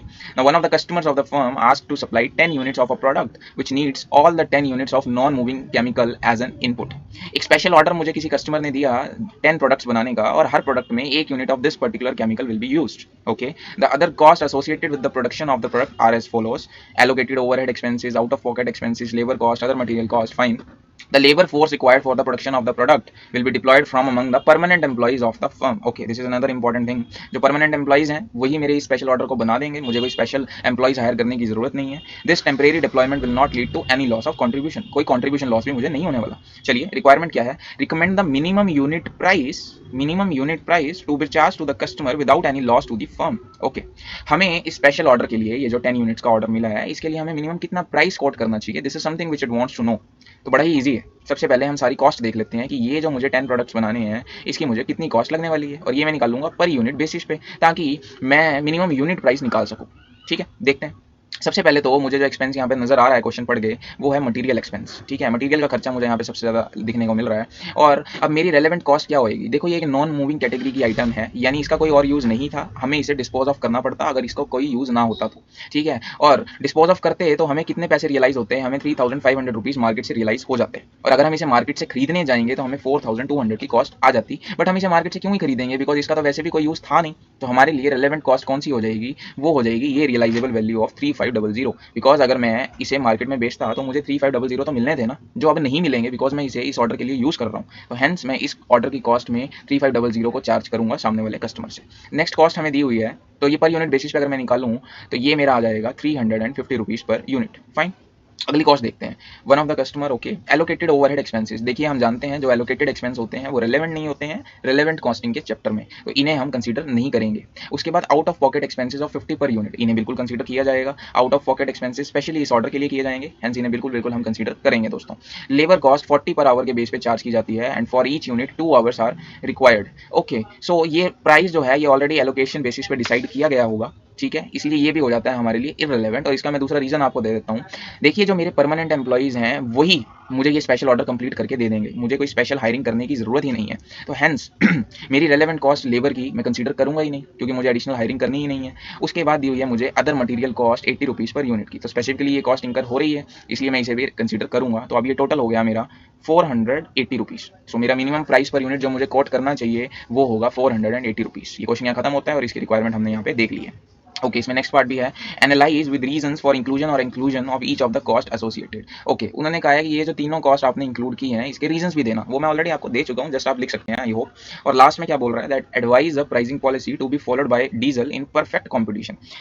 क्वेश्चन से कोई लेना देना नहीं है इस पॉइंट का, ये जस्ट एक थ्योरी वाला पोर्शन है जहां पर उसने पूछा है हमसे कि अगर परफेक्ट कंपटीशन मार्केट में डीजल ऑपरेट करता है तो उसे क्या प्राइसिंग पॉलिसी अडॉप्ट करनी चाहिए। अब इसके लिए आपको रेफर करने को बोलूंगा प्राइसिंग डिसीजंस के चैप्टर का वीडियो जो ऑलरेडी हम अपलोड कर चुके हैं। बट अगर मुझे यहाँ पे डिस्कशन करनी है तो हमने समझा था कि परफेक्ट कॉम्पिटिशन में कोई भी प्राइसिंग पॉलिसी हम रख नहीं सकते, because market forces of demand and supply जो है उनको कंसिडर करते हुए एक सेलिंग प्राइस फिक्स किया जाता है। और वहाँ पे as a firm as a company हमारा एफर्ट रहता है कि हम अपनी कॉस्ट को सेलिंग प्राइस से कम रखें और एक प्रॉफिट अर्न कर सकें। सो ऐसी प्राइसिंग पॉलिसीज जो एवरेज मार्केट प्राइस को देखते हुए अडॉप्ट की जाती हैं उन्हें बोला जाता है गोइंग रेट प्राइसिंग। ठीक है, ये हमने चैप्टर ऑफ प्राइसिंग डिसीजंस में पढ़ा हुआ है। तो हाँ, यहाँ पर गोइंग रेट प्राइसिंग को अडॉप्ट किया जा सकता है, बिल्कुल बिल्कुल। चलिए एक बार आंसर देख लेते हैं कि आंसर क्या दिया हुआ है। क्या 480 रुपीज़ पर यूनिट ही आंसर हमारा आ रहा है, और क्या परफेक्ट कंपटीशन में गोइंग रेट प्राइसिंग ये लोग फॉलो करने को बोल रहे हैं। हमारा है क्वेश्चन नंबर 7। आइए इसका आंसर एक बार देख लेते हैं।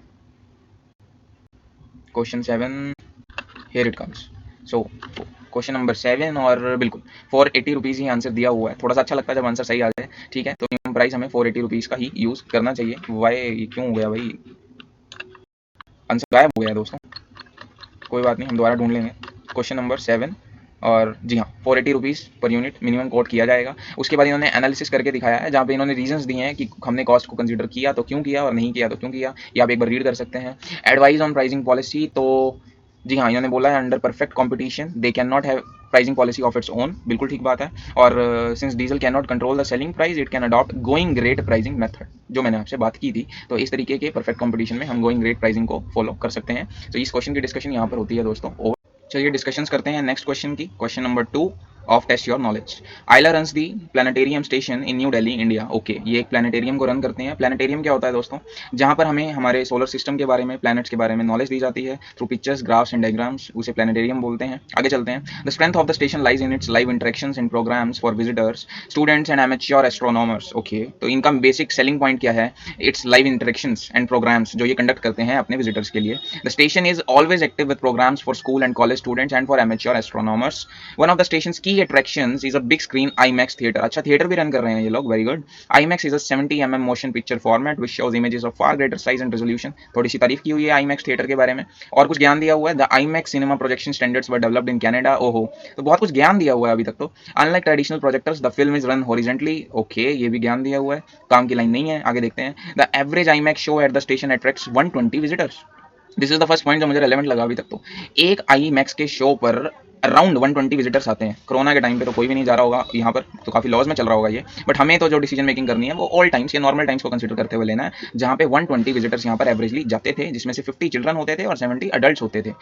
मतलब एक सोचने वाली बात है, अगर वैसे ही 50 चिल्ड्रन है तो मतलब उनके माँ बाप जा रहे होंगे, बट बहुत से केस में फादर नहीं आते हैं तो इसलिए सिर्फ 70 अडल्ट ही जा रहे होंगे। मैं वैसे ही बोल रहा था। चलिए, at a ticket price of 160 for children and 200 for adults. Okay, Ayla estimates that the running cost per IMAX show are 10,000 rupees. एक शो को रन करने की कॉस्ट जो है वो 10,000 की आती है। Fine. In addition fixed cost of 7,500 are allocated to each show based on an annual estimated of number of IMAX shows. So जो फिक्स्ड कॉस्ट एलोकेट की जाती है वो 7,500 की जाती है। ऑल्दो डिसीजन मेकिंग के चैप्टर में fixed cost are not relevant for the purpose of taking decisions that we all know. आगे देखते हैं। The Hobart School वो has approached the ILA about scheduling an extra show for its class 8th students. 100 students and 5 teachers are expected to join the special show on the planet and solar system, a feature that is currently showing. The school has asked ILA for a price quote. ठीक है जी, एक school ने इनको visit किया, approach किया और उनसे एक कोट मांगा कि हम इकट्ठे 100 बच्चों को लेकर आएंगे, 5 टीचर्स भी भेजेंगे, आप कितना प्राइस हमसे कम चार्ज कर सकते हैं, प्लीज बता दीजिए।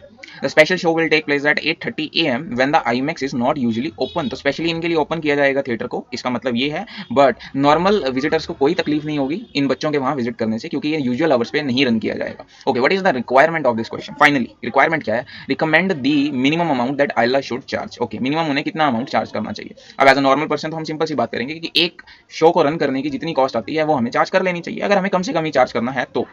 बट यहाँ पे हमें कुछ एडिशनल इन्फॉर्मेशन भी दी हुई हैं जो हमें ध्यान रखना चाहिए इस पर्टिकुलर क्वेश्चन में। सबसे पहले तो ये वाली line, the special show will take place at 8:30 AM when the IMAX is not usually open. इस लाइन का मतलब है दोस्तों कि नॉर्मल रेवेन्यू पर कोई फर्क ही नहीं पड़ने वाला इस पर्टिकुलर शो को रन करने से। अगर मैं इसे दूसरी लैंग्वेज में बोलूँ तो कोई भी अपॉर्चुनिटी कॉस्ट तो है ही नहीं ना, यहाँ पर जीरो अपॉर्चुनिटी कॉस्ट है आइला के लिए। अगर वो इस बच्चों को अलाउ कर देते हैं तो कोई अपॉर्चुनिटी कॉस्ट तो है ही नहीं। यानी कि यहाँ पर अगर मैं रेलेवेंट कॉस्ट की बात करूँ तो मुझे तो एक ही रेलेवेंट कॉस्ट दिखती है और वो है cost of running a show.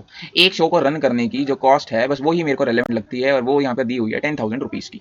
उसके अलावा अगर आप मुझसे पूछो कि ये जो 160 फॉर चिल्ड्रन और 200 फॉर एडल्ट का टिकट प्राइस दिया हुआ है, ये भी यहाँ पर इररिलेवेंट है दोस्तों, बिकॉज ये तो मेरी फिक्स्ड कॉस्ट को ध्यान में रखते हुए, टोटल कॉस्ट को ध्यान में रखते हुए, पर शो को ध्यान में रखते हुए मैंने सेलिंग प्राइसेस अपने फिक्स किए हुए हैं जो नॉर्मल विजिटर्स के लिए हैं।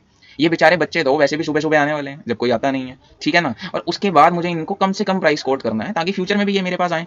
समझ रहे हो मेरी बात को? तो कम से कम तो मुझे सिर्फ अपनी कॉस्ट ही इनसे कवर करने का सोचना चाहिए जो है 10,000 रुपीज़ की। So I think the minimum price जो मुझे कोट करना चाहिए वो 10,000 का है और मेरी कोशिश रहनी चाहिए कि क्योंकि बच्चे हैं 8th क्लास के छोटे छोटे नादान बच्चे हैं, मुझे इन 10,000 से भी कम उनसे चार्ज करने की कोशिश करनी चाहिए। ऐसा कैसे करूंगा? अगर मेरे प्लानिटेरियम में कैंटीन है और मुझे लगता है कि उस कैंटीन से मुझे 2,000 की सेल तो ईजिली हो जाएगी, तो मैं अपनी 2,000 की सेल को कंसीडर करके उनको 8,000 का कोट ही दूंगा फिर।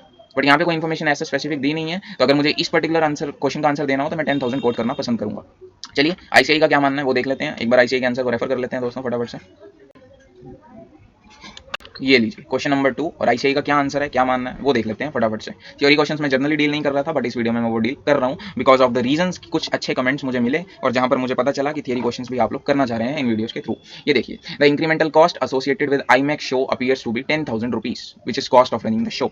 The allocated cost is not relevant which I have told you. ठीक है, उसके बाद क्या लिखा है, further the stated ticket prices are not relevant because show will take place at a time जहां पर कोई आता ही नहीं है नॉर्मली।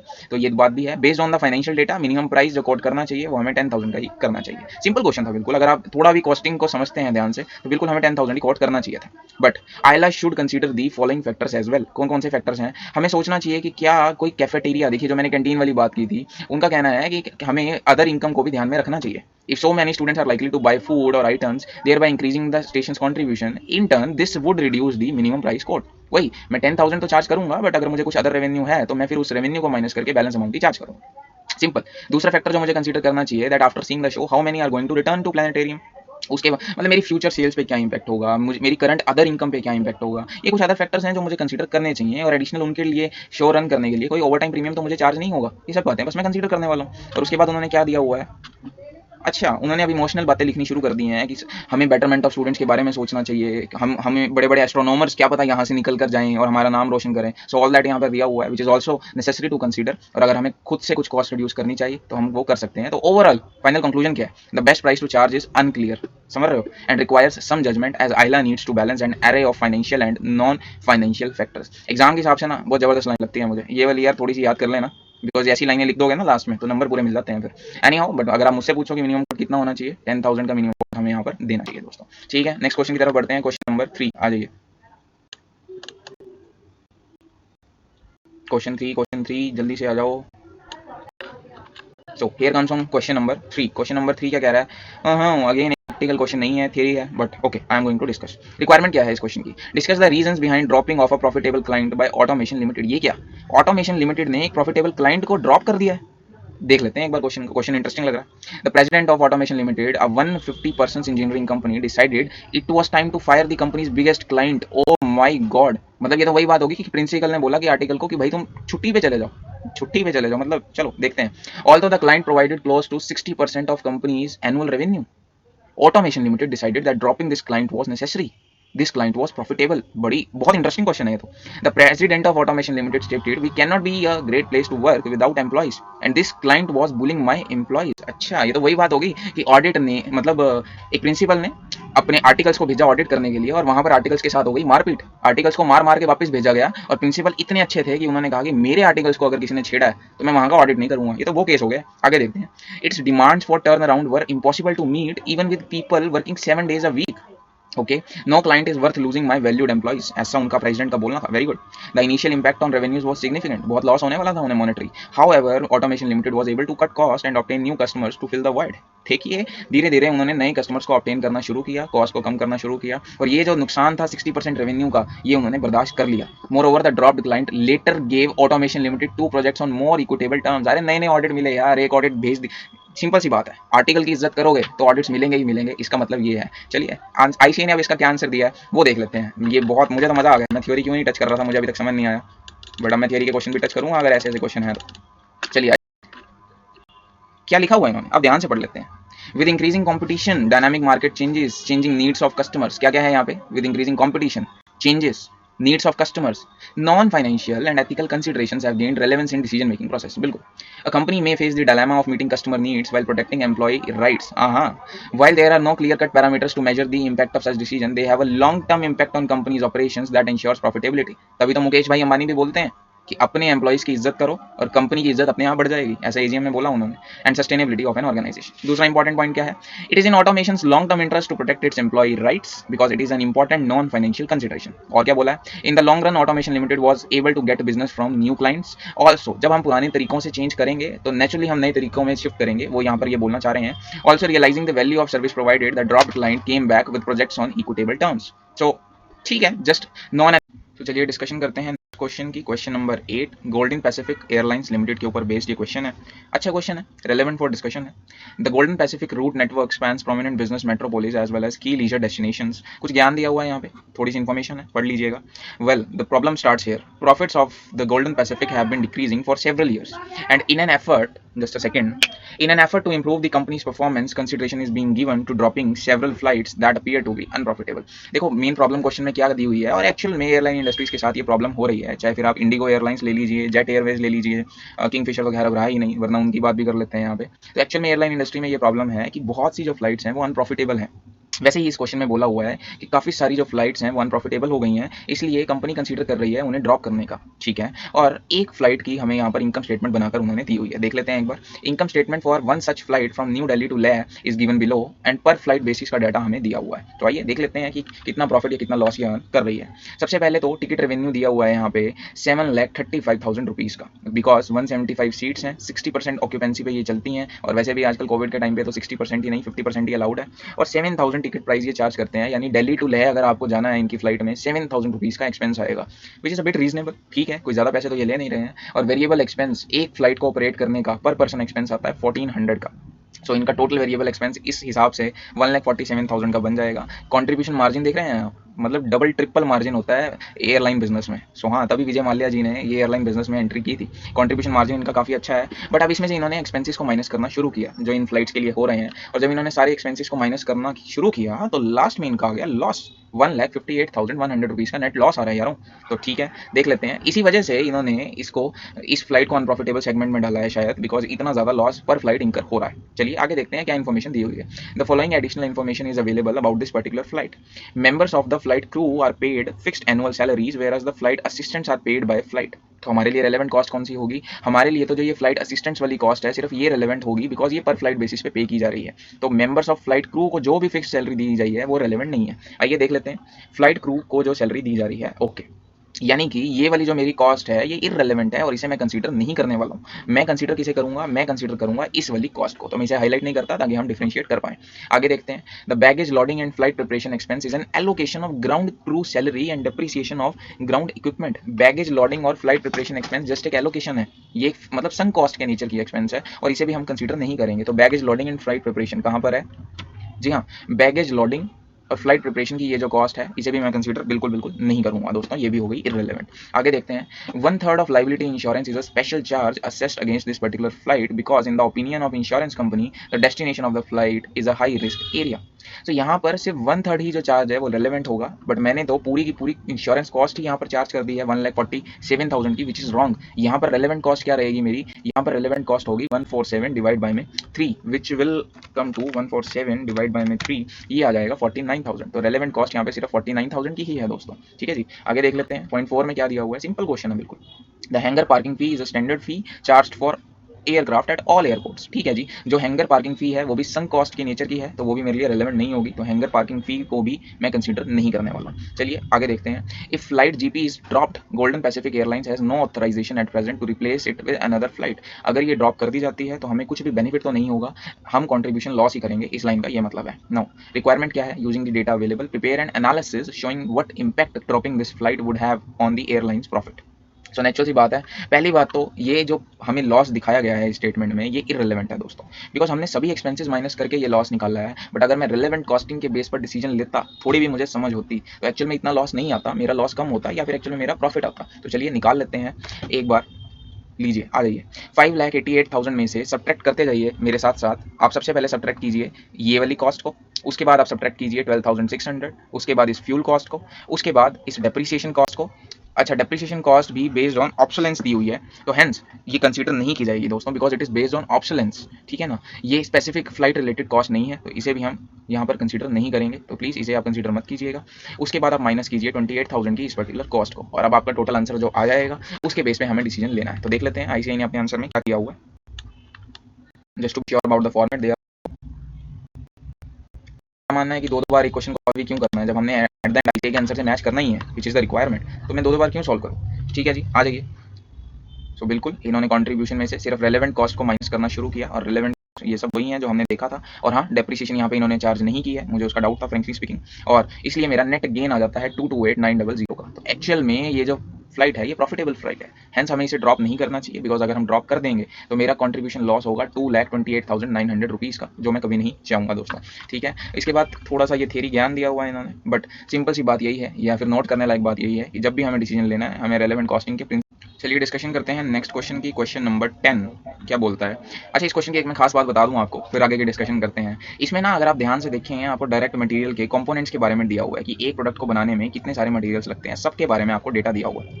जनरली क्वेश्चन में हमें material cost, labour cost, overhead combine करके दिया होता है, बट यहाँ पर हमें उसका ब्रेक डाउन दिया हुआ है। और मैं जब फर्स्ट टाइम क्वेश्चन को पढ़ रहा था तो मैंने बहुत ध्यान से इसके पार्ट्स और इसके अमाउंट्स को पढ़ा, बट एक्चुअल में this is just to confuse you guys, because actual में इन सब ब्रेक डाउन का कोई रेलेवेंस नहीं है इस क्वेश्चन में। तो मुझे वहाँ समझ आ गया कि आईसीआई कभी कभी just to confuse you guys आपको ब्रेकअप दे सकता है मटेरियल कॉस्ट का, लेबर कॉस्ट का। तो कोशिश कीजिए इस तरीके के क्वेश्चन जब भी आपके सामने आए, सबसे पहले आप क्वेश्चन की रिक्वायरमेंट को समझ लीजिए, और उसके बाद क्वेश्चन के जो डेटा को आप ध्यान से पढ़िए।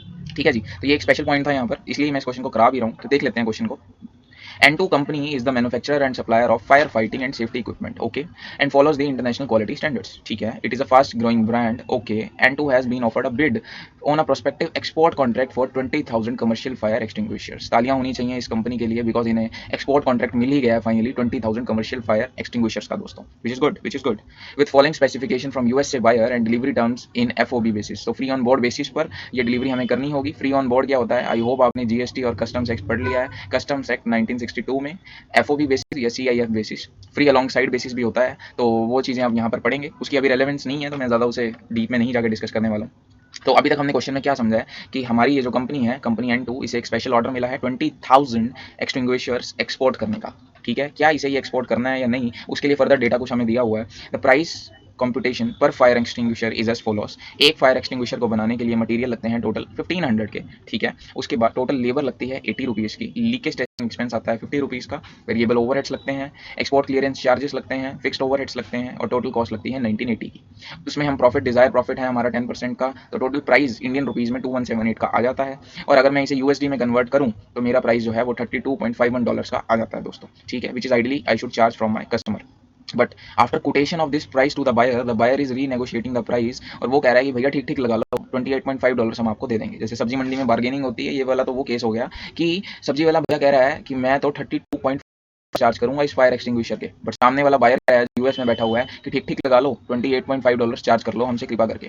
तो अब हमें एडवाइस करना है that whether it is worth accepting it at USD 28.5, क्या हम इसे 28.5 $28.5 पर एक्सेप्ट कर लेना चाहिए। तो इसलिए अब हम यहाँ पर यूज करेंगे रेलेवेंट कॉस्टिंग का, बिकॉज डिसीजन लेते वक्त हमेशा रेलेवेंट कॉस्ट कंसीडर की जानी चाहिए। इस चैप्टर की थीम ही यही है दोस्तों। सो एक बार रेलेवेंट कॉस्ट अगर हम इसमें से देखें तो direct material cost obviously relevant है, डायरेक्ट लेबर कॉस्ट भी रेलेवेंट है, लीकेज टेस्टिंग डेफिनेटली रेलेवेंट होगी, वेरिएबल ओवरहेड्स स्पेसिफिकली इंकर होते हैं तो ये भी रेलेवेंट हो जाएंगे। एक्सपोर्ट क्लियरेंस चार्जेस मैंडेटरी, और अगर ये ऑर्डर ना लिया होता तो नहीं इंकर होते, इसलिए ये भी रेलेवेंट है। But this fixed overhead is not relevant for my decision making purposes. Similarly मेरा मार्कअप है वो रेलेवेंट नहीं है, बिकॉज यहाँ पर तो मुझे अपने कस्टमर बनाने से मतलब है। रेलेवेंट कॉस्टिंग में ये भी एक छुपा हुआ हिडन प्रिंसिपल होता है, हम सब जानते हैं। सो अब मेरी रेलेवेंट कॉस्ट अगर मैं इन सबको कैलकुलेट करूँ, 1500 plus 80 rupees plus 50 rupees plus 214 plus 36 rupees, तो टोटल कॉस्ट मेरी आ गई 1880। ओके, सो मेरी टोटल रेलेवेंट कॉस्ट आ जाती है 1880, और अगर मैं इसे कन्वर्ट करूं डॉलर्स में, डिवाइड बाय में 67, तो ये आ जाता है 28.09 डॉलर्स माय डियर फ्रेंड्स। सो 28.05 पर फायर एक्सटिंग्विशर मेरी कॉस्ट इंकर हो रही है, बट एक्चुअल मुझे सामने वाला बायर कितना देने को रेडी है, वो मुझे $28.5 देने को रेडी है। सो मुझे एक फायर एक्सटिंग्विशर से बेनिफिट हो जाएगा कितने का, 28.5, यानी मुझे $0.44 का अप्रॉक्सीमेटली फायदा हो जाएगा। और टोटल मुझे कितने यूनिट ऑर्डर आया है, मुझे 20,000 यूनिट्स का ऑर्डर है दोस्तों। तो मेरा टोटल अगर मैं निकालना चाहूँ मल्टीप्लाई बाय में 20,000, मुझे 8806 का मुझे बेनिफिट होगा। तो डेफिनेटली मुझे 28.5 के टर्म्स पर इसे एक्सेप्ट कर लेना चाहिए। इसका डिस्कशन यहाँ पे ओवर होता है। इसका आंसर चलिए एक बार ICA वाला मटेरियल का आंसर भी मैं आपको दिखा देता हूँ।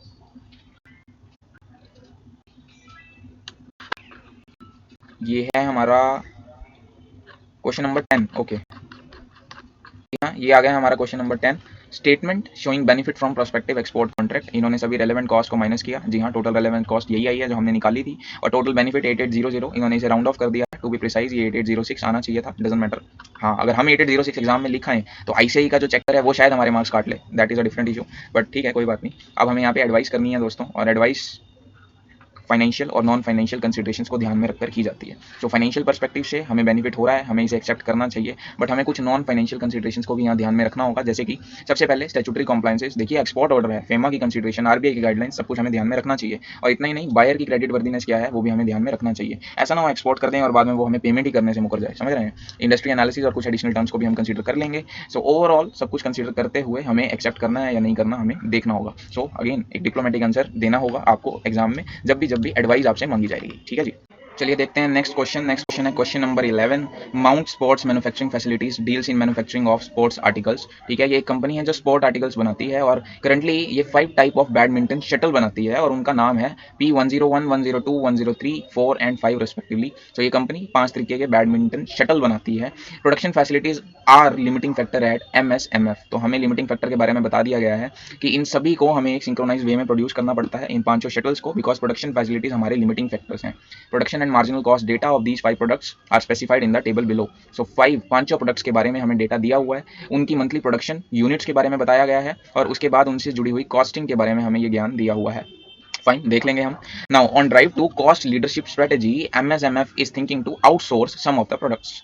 ये अपनी कॉस्ट को कम करना चाहते हैं, जिसके लिए इन्होंने क्या टेक्निक निकाली है, ये चाहते हैं कि हम अपने जो ज़्यादा कॉस्टली प्रोडक्ट्स हैं उन्हें आउटसोर्स कर दें। Fine, shuttles can be source from a well established company proteases नाम की एक कंपनी है जिनको आउटसोर्स करने का सोचा जा रहा है, और आउटसोर्सिंग कॉस्ट जो है वो CIF बेसिस पर यहाँ पर हमें दी गई है। सभी के सभी प्रोडक्ट्स को इन रेट्स पर हम बाजार से परचेज कर सकते हैं, या यूं बोलूं आउटसोर्स कर सकते हैं। चलिए आगे देखते हैं। कंपनी वाइड फिक्स्ड कॉस्ट, जी हाँ, company wide fixed overheads are of 15 lakhs each year, out of which 2,40,000 is directly attributable. तो हम तो जानते ही हैं कि जो डायरेक्टली एट्रीब्यूटेबल होते हैं वही हमारे लिए रेलेवेंट होते हैं to the production of these 5 products on annual basis. The fixed overhead of 240 is evenly split across such 5 products. So ये जो 240 का कॉस्ट है, जो रेलेवेंट कॉस्ट है, इन्हें अक्रॉस दीज 5 प्रोडक्ट्स हम एलोकेट करके चलते हैं। यानी सिंपल भाषा में अगर पर मंथली बेसिस पे बात करूं तो मेरी मंथली कॉस्ट आती है 20,000 रुपीज़ की। ये कैसे निकाली मैंने, सिंपल है, 240 टोटल कॉस्ट है, और अगर मैं मंथली बेसिस पे निकालूं तो मुझे 12 से इसे करना होगा डिवाइड, टोटल मंथली कॉस्ट आ जाएगी 20,000 रुपीज़ की। और अगर मैं इसे एलोकेट करूं इन 5 प्रोडक्ट्स में, तो पर प्रोडक्ट में मुझे 4,000 रुपीज़ की एलोकेशन करनी पड़ेगी। ठीक है जी, तो ये कैलकुलेशन हमने यहाँ पे कर लिया। आगे देखते हैं। Mister Singh, who is newly appointed management consultant, brings the huge experience to the organization on cost control and reduction techniques. तो मिस्टर सिंह एक एक्सपर्ट हैं कॉस्ट रिडक्शन के, and while discussing the possibility of outsourcing, mister Singh explain the limitation of outsourcing and also presents a white paper on gain sharing arrangement. Mister Singh ने outsourcing के against जाते हुए gain sharing arrangement को बढ़ावा देने की कोशिश की है। ओके, गेन शेयरिंग अरेंजमेंट क्या होता है, I hope you are well aware. आपने चैप्टर नंबर 4 और चैप्टर नंबर 3 की वीडियोस जो मैंने डाली हैं वो देख ली हैं। ठीक है, गेन शेयरिंग अरेंजमेंट क्या होता है मैं वैसे बताने की कोशिश करता हूँ। ये किस तरीके का अरेंजमेंट होता है जहाँ पे बायर सेलर को या मैं ऐसा बोलूँ, मान लीजिए मेरे को प्रोडक्शन करनी है और मैं अपने सप्लायर से कॉन्ट्रैक्ट कर लूँगा, जहाँ पे मैं सप्लायर को ऑफर करूँगा कि सप्लायर जी, मैं आपको सेलिंग प्राइस तो नहीं दे सकता हूँ फिलहाल, बट मैं आपसे वादा करता हूँ कि जो भी प्रॉफिट मुझे होगा इस पर्टिकुलर प्रोडक्ट को सेल करने से, उसका जो गेन होगा वो हम आपस में शेयर कर लेंगे, और इसलिए इसे बोलते हैं गेन शेयरिंग अरेंजमेंट। तो मिस्टर सिंह ने गेन शेयरिंग अरेंजमेंट को फॉलो करने का प्रपोजल दिया है। CEO just entered into the office of CFO on verge of such discussion, but he heard about gain sharing arrangement and curious to know further about the same. Okay, तो CEO साहब just enter किए CFO साहब के office में, और उन्होंने बातों ही बातों में गेन शेयरिंग अरेंजमेंट के बारे में सुन लिया। तो अब रिक्वायरमेंट देख लेते हैं क्वेश्चन की। CEO post presentation discussion seeks report from mister Singh to recommend the product which should be outsource. सबसे पहले तो आउटसोर्सिंग करनी है या नहीं करनी, इसका डिस्कशन हमसे वो चाहते हैं, जो हम अभी कर देंगे। Next, report should also explain gain sharing arrangement, ये हमें एक्सप्लेन करना है, which MSMF needs to consider ensuring success out of gain sharing arrangement. Okay, ठीक है, दो ही चीजें हैं। सबसे पहले, क्या हमें आउटसोर्सिंग करनी चाहिए या नहीं करनी चाहिए, और दूसरा, हमें डिसाइड करना होगा दोस्तों कि गेन शेयरिंग अरेंजमेंट में हमें एंटर करना चाहिए या नहीं करना चाहिए। तो हमने ये क्वेश्चन अच्छे से देख लिया है। Let's come out to its answers which is being solved by ICI। चलिए, ये है हमारा आंसर नंबर 11 और इसकी डिस्कशन शुरू कर लेते हैं। 5 प्रोडक्ट्स हैं दोस्तों, हमें आउटसोर्स करना है या नहीं करना। इसके लिए हमें क्या करना होगा, हम अपनी इन हाउस कॉस्ट निकालेंगे और उसे कंपेयर करेंगे अपनी आउटसोर्स बाइंग कॉस्ट से, और जो भी ज्यादा होगा उस बेस पर डिसीजन ले लेंगे। देखिए, मंथली प्रोडक्शन हमें दी हुई है, direct material cost, variable overhead और डायरेक्ट लेबर कॉस्ट दी हुई है, और अगर मैं इन तीनों को टोटल कर दूं, यानी कि डायरेक्ट मटीरियल, लेबर और प्रोडक्शन ओवरहेड कॉस्ट को, तो मेरी टोटल कॉस्ट आ गई 12 रुपीज की। वैसे ही रिस्पेक्टिव कॉस्ट मैं निकाल सकता हूँ। तो total marginal cost of making particular product क्या आ जाएगी मेरी, जैसे कि मैं बात करूँ प्रोडक्ट P101 की, सो मुझे मंथली 1000 यूनिट्स बनानी होती हैं, और एक यूनिट को बनाने की मेरी वेरिएबल कॉस्ट है 12 रुपीज़ की। तो टोटल मंथली कॉस्ट 101 को बनाने की मेरी आ जाएगी 12,000 रुपीज़ की। सिमिलरली हमने बाकी कॉस्ट को भी निकाल लिया है दोस्तों, और अब हमें जस्ट इस कॉस्ट को कंपेयर करना होगा, ये जो मेरी वेरिएबल कॉस्ट है इसे कंपेयर करना होगा मेरी आउटसोर्सिंग की कॉस्ट के साथ। ठीक है ना, कोई दिक्कत वाली बात थोड़ी है। चलिए आइए देख लेते हैं फटाफट से। यहाँ पर एक रेलेवेंट पॉइंट है इस क्वेश्चन में, मंथली एलोकेबल फिक्स्ड ओवरहेड। हमने ऊपर कैलकुलेट किया था कि मंथली बेसिस पे 20,000 का फिक्स्ड ओवरहेड है जो हमें इन 5 प्रोडक्ट्स में एलोकेट करना है, और यानी एक प्रोडक्ट में 4,000 की एलोकेशन जाएगी। ये क्वेश्चन पढ़ते वक्त हमने समझ लिया था, और ये कैलकुलेशन यहाँ पे की हुई है। तो टोटल को मेरी वेरिएबल कॉस्ट अगर मैं बोलूँ तो वो ये आ जाएगी दोस्तों, और अब इन कॉस्ट को मुझे कंपेयर करना है अपनी आउटसोर्सिंग या बाइंग कॉस्ट से। तो बाइंग कॉस्ट मुझे दे रखी है, नंबर ऑफ यूनिट से मल्टीप्लाई करके मेरी टोटल कॉस्ट ये यहाँ पर इस प्रकार आ जाएगी। अब 2 प्रोडक्ट्स ऐसे हैं जहां पर मैं डेफिनेटली आउटसोर्सिंग करने का सोचूंगा, एक तो मेरा प्रोडक्ट 102 और एक मेरा प्रोडक्ट 104, क्योंकि इन दोनों ही केसेस में मेरी बाइंग कॉस्ट कम है, एक्सटर्नल बाइंग कॉस्ट, और मेरी इन हाउस कॉस्ट जो है वो ज़्यादा आ रही है। सो इन दो पर्टिकुलर केसेस में मैं आउटसोर्सिंग करने का सोच सकता हूँ, और मुझे इंडिविजुअल बेसिस पे अगर डिसीजन लेना हो तो डेफिनेटली इन दो प्रोडक्ट्स की आउटसोर्सिंग मैं कर दूंगा। वैसे अगर मैं टोटल कॉस्ट का कैलकुलेशन एक बार करूँ, यानी कि 16,000 प्लस 23,200 प्लस 32,000 प्लस 43,000 प्लस 22,000, तो ये आ जाता है 1,36,200 रुपीज़। तो इन सब का टोटल आ जाता है 1,36,200 रुपीज़। और वहीं अगर मैं टोटल बाइंग कॉस्ट का टोटल करूं तो ये आ जाएगा 130,100 रुपीज़। अब डिसीजन मेकिंग में आपको दो तरीके से सोचना है, मैं आपको पहले ही क्लियर कर दूं। देखो, अगर तो आपको इंडिविजुअल प्रोडक्ट्स के बेस पर डिसीजन लेना है तो ये दो प्रोडक्ट्स आप चूज करेंगे आउटसोर्स करने के लिए, बट कभी कभी क्वेश्चन में अगर आपको ऑप्शन ना दिया जाए इंडिविजुअल बेसिस पे डिसाइड करने के लिए, तो आपको टोटल कॉस्ट के बेस पर डिसीजन लेना होगा। और अगर टोटल कॉस्ट के बेस पे भी मैं डिसीजन लूं तो मेरी आउटसोर्सिंग कॉस्ट काफी कम आ रही है as compare to my in house cost, hence definitely outsourcing will be a better option to choose from. ठीक है, बट सिर्फ ये तो बात हुई फाइनेंशियल पर्सपेक्टिव से, और मैंने आपको हर क्वेश्चन में ये बोला है कि हमें फाइनेंशियल पर्सपेक्टिव के अलावा नॉन फाइनेंशियल पर्सपेक्टिव को भी कंसीडर करना होगा। ठीक है, सो फाइनेंशियली तो आउटसोर्सिंग करना अच्छा रहेगा, बट मैं आपको नॉन फाइनेंशियली भी थोड़ा सा एस्पेक्ट समझाने की कोशिश करता हूँ। जब हम दो प्रोडक्ट्स की प्रोडक्शन को आउटसोर्स कर देते हैं ना दोस्तों, तो उन दो डिपार्टमेंट्स में काम कर गए वर्कर्स को हमें निकालना पड़ता है, रिट्रेंच करना पड़ता है, और उनकी जॉब्स हम छीन लेते हैं। क्या ऐसा करना सही है? और वैसे भी कोरोना टाइम्स में ऐसा करना सही है क्या? नहीं है। तो ये पहला नॉन फाइनेंशियल फैक्ट है जो हमें कंसीडर करके चलना होगा। इतना ही नहीं, अगर ये दो प्रोडक्ट्स को हम आउटसोर्स कर देंगे तो इनसे हमें जो स्पेयर कैपेसिटी आएगी उसका हमारे पास कोई ऑल्टरनेट यूज है या नहीं है, बिकॉज मेरी फिक्स कॉस्ट कम नहीं होने वाली है दोस्तों। ये ऐसा तो है नहीं कि मैं ये दो प्रोडक्ट बनाऊंगा नहीं तो मुझे रेंट कम आने लग जाएगा, मेरे खर्चे उतने ही रहने वाले हैं। तो इसका दूसरा इशू यहाँ पर क्रिएट होता है कि क्या ये जो स्पेयर कैपेसिटी अवेलेबल होगी इसका मेरे पास कोई ऑल्टरनेट यूज है या नहीं है। तो ये दो इंपॉर्टेंट नॉन फाइनेंशियल कंसिडरेशंस हैं विच जो हमें दिमाग में रखनी चाहिए। उसके बाद ICI ने कुछ हमें यहाँ बताया हुआ है कि क्या क्या इशूज हमें कंसिडर करने चाहिए। ICI का आंसर देख लेते हैं। Okay, what ICI has to say is the above calculation suggests that P102 and 104 can be sourced through outsourcing. बिल्कुल हमने भी यही बात की है। However, following aspects needs to be kept in mind prior to entering into any particular decision. वो भी हम बोल रहे हैं। तो ICI ने क्या क्या आर्ग्यूमेंट्स रखे हैं? इशू नंबर 1 इन्होंने कहा that the company would have the spare capacity और उसकी यूटिलाइजेशन जरूरी हो जाएगी। ठीक है। इशू 2 क्या इन्होंने रखा है? The reaction of workforce. जी हाँ, एम्प्लॉइज का रिएक्शन यहाँ पर जानना जरूरी है। इशू नंबर 2 यही रखा है ICI ने। इशू नंबर 3 क्या है दोस्तों? वो कह रहा है कि अगर वर्क फोर्स मान भी गई, cost associated with redundancies may be critical. ये भी so let's discuss the next question दोस्तों। क्या next question? Question number 4 of test your knowledge. Hotel Nico Zealand New Zealand ही बोल देते हैं। An affordable leisure hotel resort is an ideal retreat to escape, unwind and enjoy peace of mind. देख रहे हो publicity, देख रहे हो कैसे कर रहे हैं। Set amid expensive tropical greenery in the enclave of Zealand, आपको बहुत ज्यादा ग्रीनरी भी मिलेगी, तो इस होटल में आप जा सकते हैं। Hotel Nico is design for pleasure where services reign supreme and Italian style architecture. Okay. Of its 25 classic rooms, so पहली इन्फॉर्मेशन जो हमारे काम की है, 25 classic rooms हैं यहाँ पर in total, harmonize with nature. Hotel Nico Zealand is a beach front resort, beaches भी यहाँ पर हैं दोस्तों, जा सकते हैं आप। गोवा वगैरह कौन जा रहा है, आप यहाँ जाइए।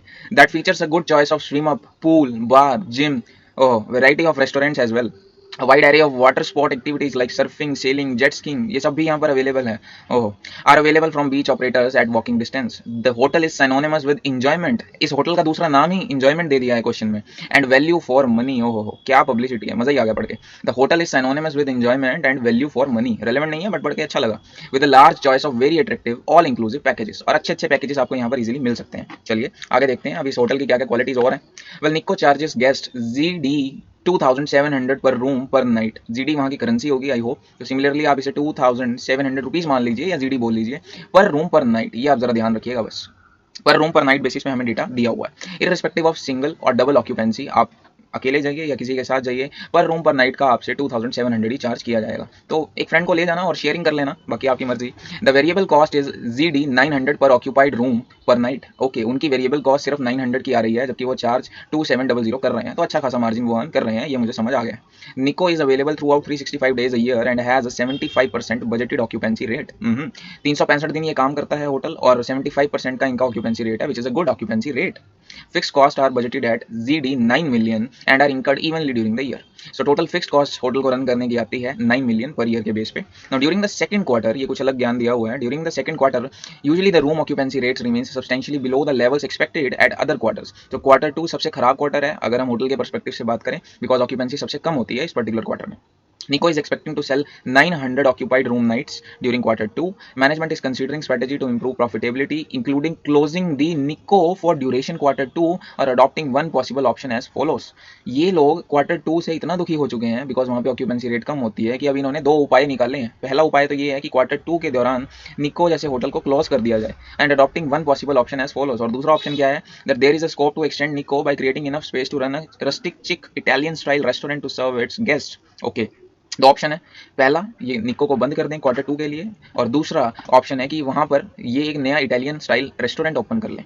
तो मैं आपको प्रैक्टिकल एस्पेक्ट से बताऊं कि बहुत से होटल्स हैं जो सीजनल बेसिस पे काम करते हैं, मतलब वो ओपन तो सभी क्वार्टर्स के लिए रहते हैं, बट उनकी जो सेल होती है वो मेनली 2 या 3 क्वार्टर्स की होती है। तो ऐसे में एक पर्टिकुलर क्वार्टर के लिए बंद करना किसी होटल को तो सही नहीं है, बिल्कुल। आप प्रैक्टिकली किसी कॉस्ट कंसल्टेंट से पूछेंगे, उनका भी यही जवाब होगा, और इसलिए मैं आपको बता रहा हूँ कि closing is not a good option at all. But हाँ, हमें एक बार इस पर्टिकुलर क्वेश्चन में अब क्या करना होगा, हमें पर्टिकुलरली इस ऑप्शन के लिए निकालना होगा कि कितना मॉनेटरी बेनिफिट आता है अगर हम क्वार्टर 2 में एक नया रेस्टोरेंट ओपन करते हैं इटालियन स्टाइल, तो हमारा रेवेन्यू क्या होगा, और उसे हम कंपेयर करेंगे अपने इस वाले पोर्शन के साथ, इस वाले डेटा के साथ, और जहां भी ज़्यादा बेनिफिट होगा हम तो वही डिसीजन लेने वाले हैं। बट प्रैक्टिकली क्लोज नहीं किए जाते hotels, I just want to say. और जो नया इटालियन रेस्टोरेंट हम खोलने वाले हैं उसकी रेवेन्यू कॉस्ट और सेल वॉल्यूम का डेटा दिया हुआ है ग्राफ की फॉर्म में। This is the important point, अगर मैं इस पर्टिकुलर क्वेश्चन की बात करूँ, this is the important point of this particular question. आपको डेटा न्यूमेरिकल फिगर्स में डायरेक्टली ना देकर चार्ट की फॉर्म में दिया हुआ है, या ग्राफ की फॉर्म में बोलूँ तो दिया हुआ है। आइए आप समझने की कोशिश करते हैं इस चार्ट को कैसे स्टडी किया जाता है। देखो, मेरी जो फिक्स कॉस्ट है यारों वो 12 GD मिलियंस की हो गई है। अभी तक मेरी फिक्स कॉस्ट कितनी थी, हमने क्वेश्चन में देखा हुआ है, मैं आपको दिखाने की कोशिश करता हूँ। जी हाँ, ये देखिए, अभी तक मेरी फिक्स कॉस्ट थी $9 मिलियन की, 9 मिलियन GD की बेसिकली, और अब मेरी fix cost Italian hotel open करने के बाद कितनी हो जाएगी, तो ये हो जाएगी 12 मिलियंस की। तो सीधा सीधा क्या मैं कह सकता हूँ कि मुझे जो मेरी फिक्स कॉस्ट है, मैं यहाँ लिख देता हूँ, फिक्स कॉस्ट है उसमें प्लस 3 मिलियंस का इंक्रीज देखने को मिल रहा है यारों। ठीक है, चलिए आगे फर्दर एनालाइज करते हैं इस होटल को खोलने से क्या क्या होगा। मेरी टोटल कॉस्ट जो है वो 23.75 हो जाएगी, यानी मैं इजीली अपनी वेरिएबल कॉस्ट निकाल सकता हूँ। ये जो पोर्शन है ये रिफ्लेक्ट करता है मेरी वेरिएबल कॉस्ट को, और वेरिएबल कॉस्ट मेरी कितनी हो जाएगी, वो हो जाएगी 23.75 subtracted by 12, well this will amount to 11.75 GD millions. Fine, चलिए आगे देखते हैं अब इस डेटा में या यहाँ पर क्या दिया हुआ है। टोटल सेल्स की बात करते हैं, तो टोटल सेल्स यहाँ पर दी हुई है मेरी 30 मिलियंस की, 30 GD मिलियंस की मेरी टोटल सेल यहाँ पर इन्होंने दी हुई है। तो मेरी सेल्स थोड़ी सी इंक्रीज हो जाएगी, ऐसा मुझे देखकर लगता है।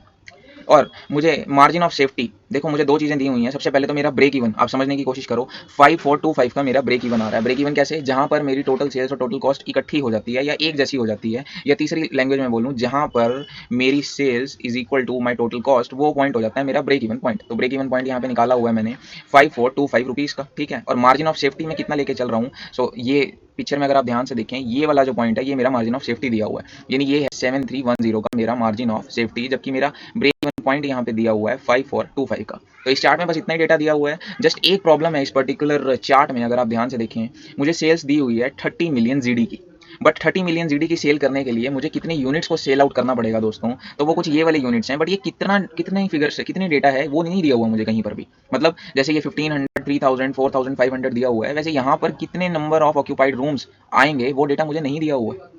समझ रहे हो? तो आइए आंसर देखते हैं। What is the requirement in this particular question, analyse the profit improvement plan.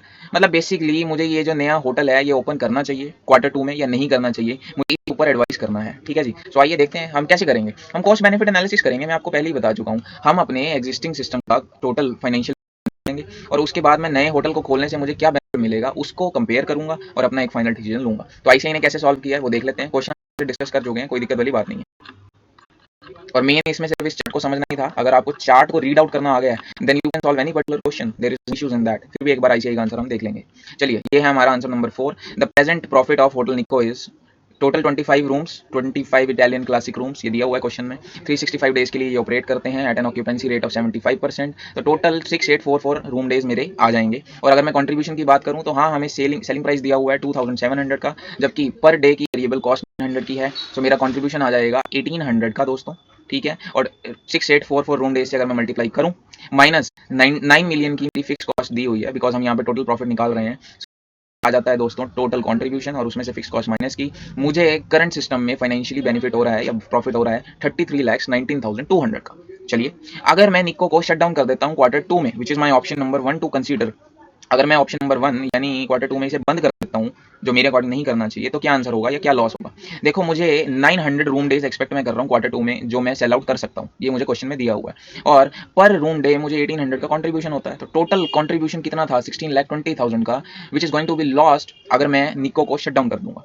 और मेरी फिक्स कॉस्ट में तो वैसे भी कोई चेंज नहीं होने वाला, यानी मैं चाहे होटल को बंद करूं या ना करूं Q2 में, ये 90 लाख तो वैसे भी इंकर होने वाले हैं। उसमें से बंद करने के बाद मुझे 16,20,000 का नुकसान ही होगा, वो मुझे क्लियरली दिख ही रहा है। तो ऐसे में मुझे इसे बंद तो नहीं करना चाहिए, this is what I want to say. But मैं अपने ऑप्शन 2 को एक बार देख लेता हूं, बिकॉज ऑप्शन 2 मुझे इंटरेस्टिंग लगा था क्वेश्चन पढ़ते time, that is of opening a new classic restaurant Italian style, ठीक है। आइए देखते हैं इस प्रपोजल से क्या इफेक्ट पड़ेगा। देखो, अगर मैं नया इटालियन रेस्टोरेंट ओपन करता हूं तो मेरी जो फिक्स कॉस्ट है वो 3 मिलियन से इंक्रीज हो जाएगी। हमने चार्ट में देखा भी था कि जो मेरी फिक्स कॉस्ट है वो 12 मिलियन पर एनम की दी हुई है। वहीं अगर एवरेज रेवेन्यू की बात करें पर ऑक्यूपाइड रूम, सो वो मेरा 2700 जो करंटली क्वेश्चन में दिया हुआ है से इंक्रीज हो जाएगा 3636 पर। ये इन्होंने कैसे निकाला दोस्तों? अब यहाँ पर मेरा थोड़ा सा डिस्प्यूटेड पॉइंट है। आईसीआई ने क्या किया है, जो 30 मिलियन की सेल्स लेवल है वहां पर 8250 रूम्स ऑक्यूपाइड होंगे ऐसा मानना है, जबकि मैं आपको चार्ट क्लियरली शो कर चुका हूँ। चार्ट में कहीं पर भी 8250 रूम्स ऑक्यूपाइड है ऐसा नहीं दिया हुआ। मैं फिर से आपको दिखाने की कोशिश करता हूँ।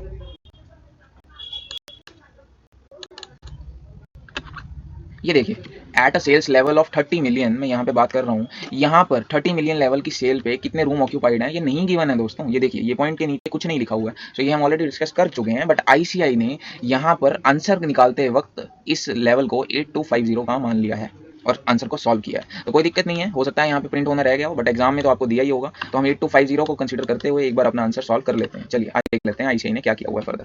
तो आईसीआई ने ऑप्शन 2 में फाइनेंशियली इसको निकालना शुरू कर दिया है। एवरेज रेवेन्यू मेरा आ रहा है 3636.36 पर रूम आवर। आगे देखते हैं the total cost at a level of 8250 is 23.75 million, ये ग्राफ में हमें दी हुई है, which means variable cost must be 11.75 million, ये हमने कैलकुलेट की थी। This is a variable cost per occupied room of GD 1424। तो मेरी टोटल वेरिएबल कॉस्ट ये निकल कर आ जाएगी। अगर आप 11.75 को अगर आप डिवाइड करते हैं टोटल 8250 रूम आवर से, let me just check, 11.75 divide by में 8250, जी हाँ बिल्कुल, ये आपकी नई वेरिएबल कॉस्ट आ जाएगी। तो यहाँ पर अब ध्यान से देखो, आपका सेलिंग प्राइस आ गया है 3636.36 और आपकी वेरिएबल कॉस्ट आ गई है यहाँ पे 1424.24। तो आपका कॉन्ट्रीब्यूशन निकल कर आ जाएगा यारों, ठीक है जी। चलिए आगे देखते हैं। Consequently the break even point has gone up from 5000 to 5425, ये भी ग्राफ में दिया हुआ है, हमने देखा था। And Nico is required to sell more room nights to cover its cost, however budgeted occupancy is now 7310। यहाँ पर हमें ये ग्राफ में डेटा दिया हुआ है which is 80.11% occupancy. This provide some margin of safety of 1885। Margin of safety कैसे निकलता है दोस्तों, जब हम ब्रेक इवन पॉइंट में से एक्चुअल ऑक्यूपेंसी को माइनस कर देते हैं। मैं आपको एग्जाम क्वेश्चन में दिखाना चाहूंगा, वहां से आपको ज्यादा क्लियर होगा।